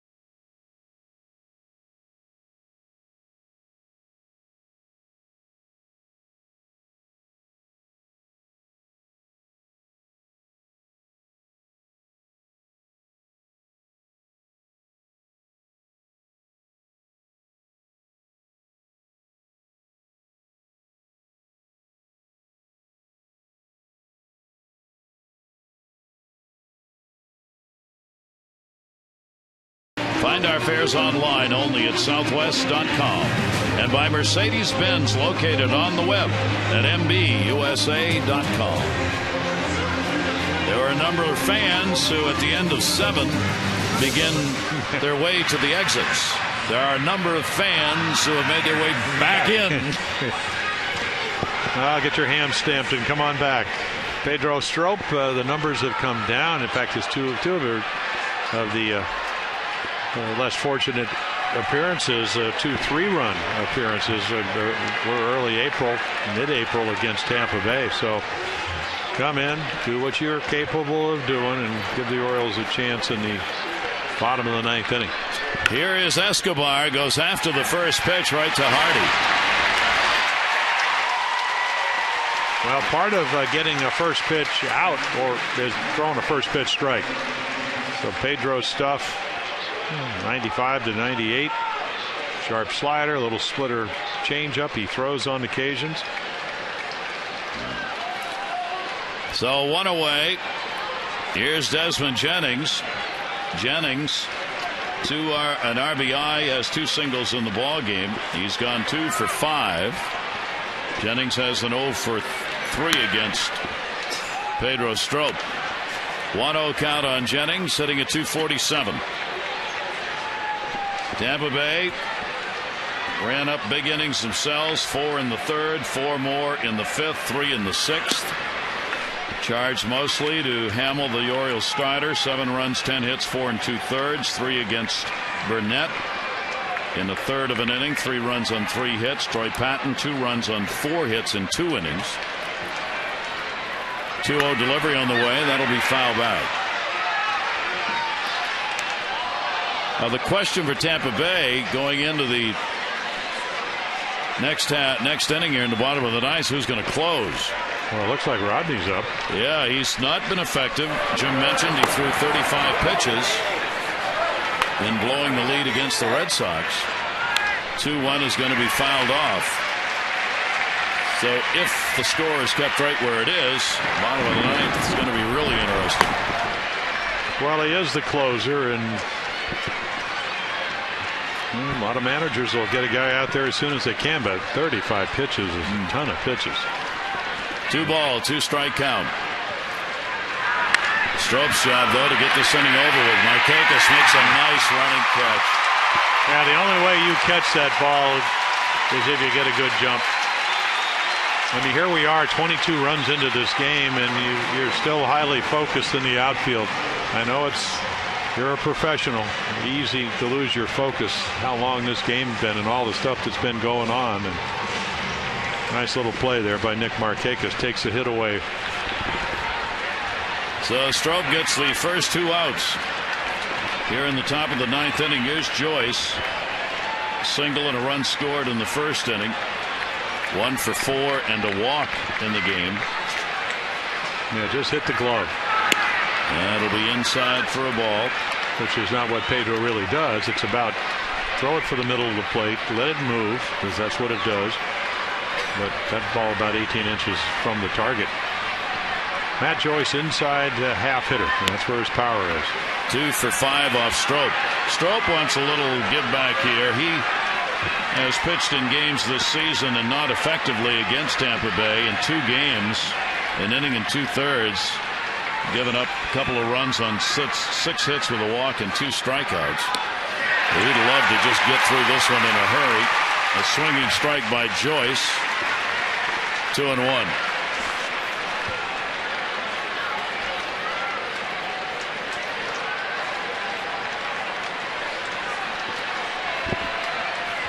Two ball, 1 strike count, 2 away.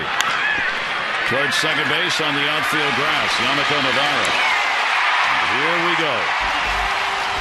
The Orioles have come back trailing by a score of 12-4 to make it 12-10. Now it's the bottom of the 9th.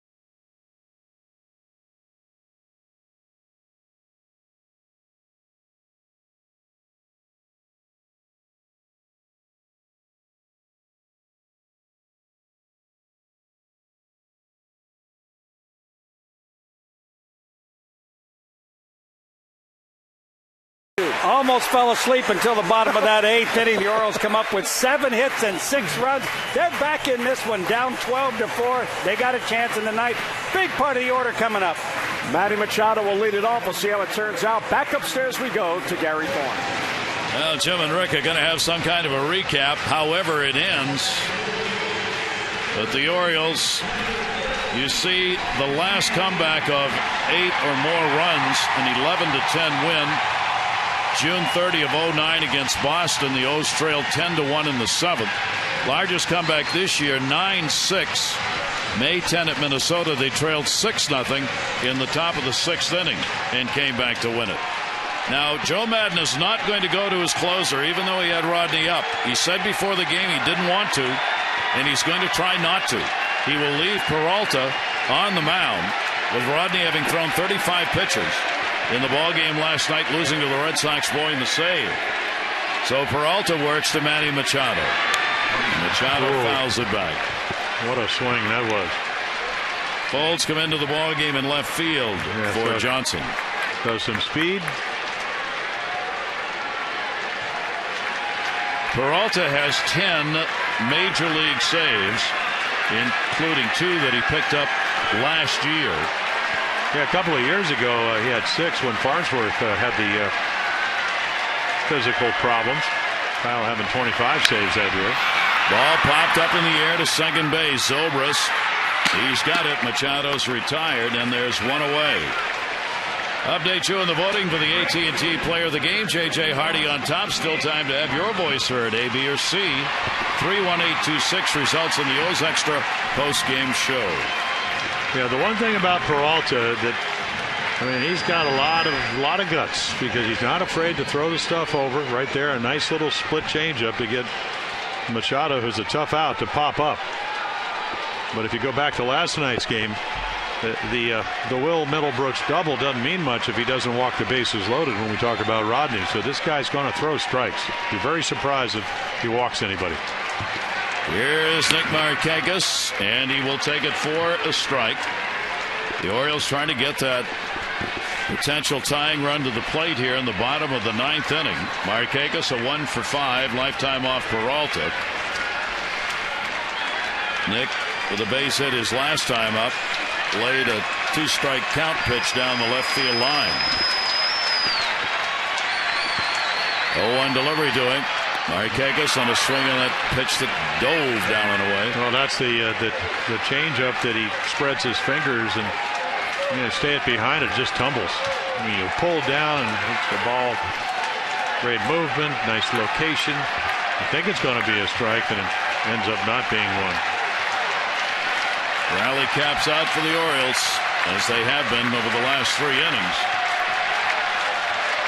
They've worked a little magic. Here's the 0-2, and a quick pitch delivered right there by Peralta. Well, that's what Strop did to get out of the top of the 9th inning. Joel's the first guy I saw do it. Started doing it a couple of years ago. There's nobody on. It's just pretty much just a windup. You don't have to come to a set position. There's a runner on. It's a balk if you don't. Peralta has one of his career saves against the Orioles. 1 for 3. Popped up third base. Longoria. 2 down. Well, change of speed and movement. 2 outs, 2 splitters. The 2 starters through all of this are still the pitchers of record. Hellickson could get the win and go 2-2. Hamill could take the loss and be 5-2. For all the runs and scoring, the lead hasn't changed since the starters departed on either side. Adam Jones, not done yet. Jones, 2 strikeouts, a single, and a hit into a fielder's choice on a hard hit ball his last time up. That Longoria snagged down at third, and Peralta wants the signs again. Jones 1 for 11 off Peralta.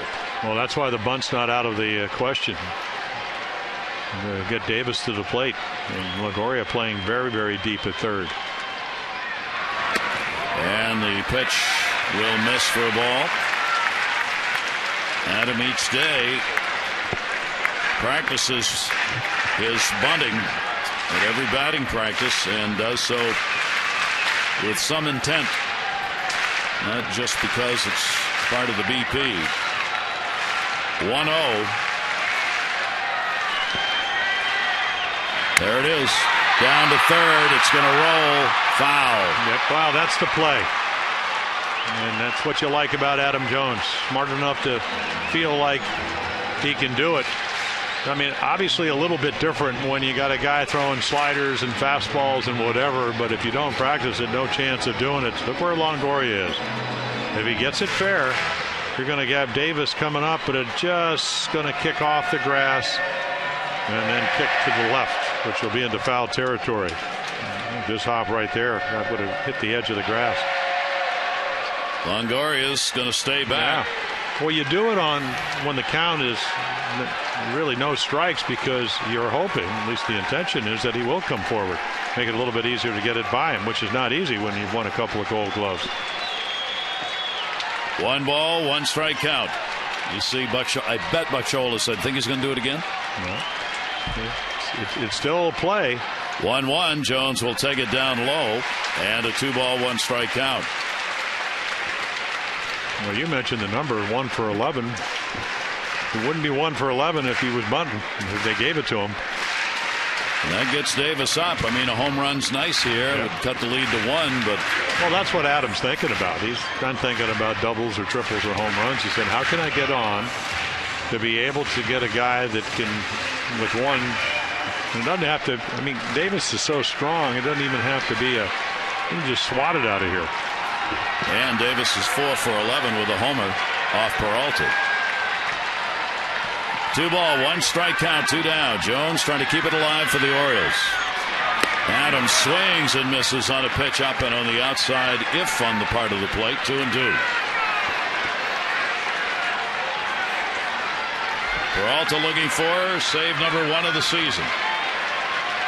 The Orioles' dramatic comeback, featuring a 6-run, 7-hit 8th inning, bringing them to within 2, 12-10.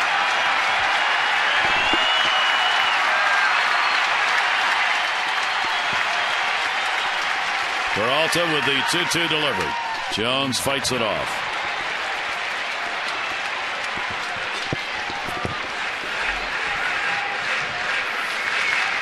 Peralta, a survivor.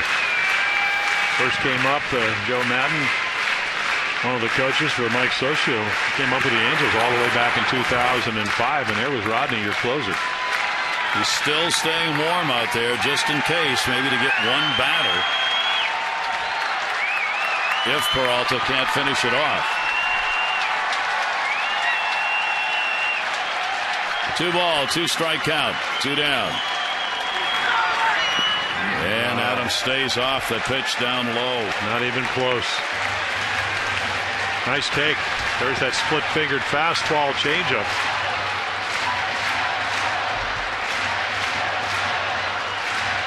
Throw it just like a fastball, but instead of the backspin, the ball tumbles.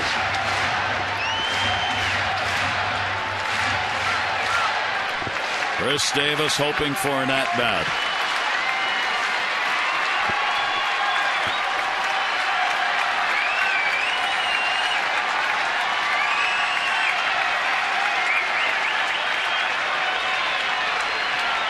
Crowd on their feet here in the bottom of the 9th. And the 3-2 pitch coming to Adam Jones. And he puts it in the air to center field. Jennings is there. And this ball game is over. As Peralta comes on and retires the Orioles 1-2-3 in the bottom of the 9th inning. And a great comeback effort will fall just short as the Rays take game 1, 12-10, the final score. Tune in tomorrow at 4 o'clock. Game 2 of this 3-game set with the Rays. Jair Jurgens will take the mound against Roberto Hernandez. The O's return to Masson on Sunday for the series finale. Chris Tillman takes on Matt Moore Sunday. Our coverage at 1 o'clock. O's Extra presented by Geico on Sunday, followed by Game Action 1:30 on Masson HD and WJZ. This has been a Masson presentation. Jim and Rick, O's Extra PNC brings it to you. Coming up right now for Jim Palmer and our crew, Gary Thorne. Adieu.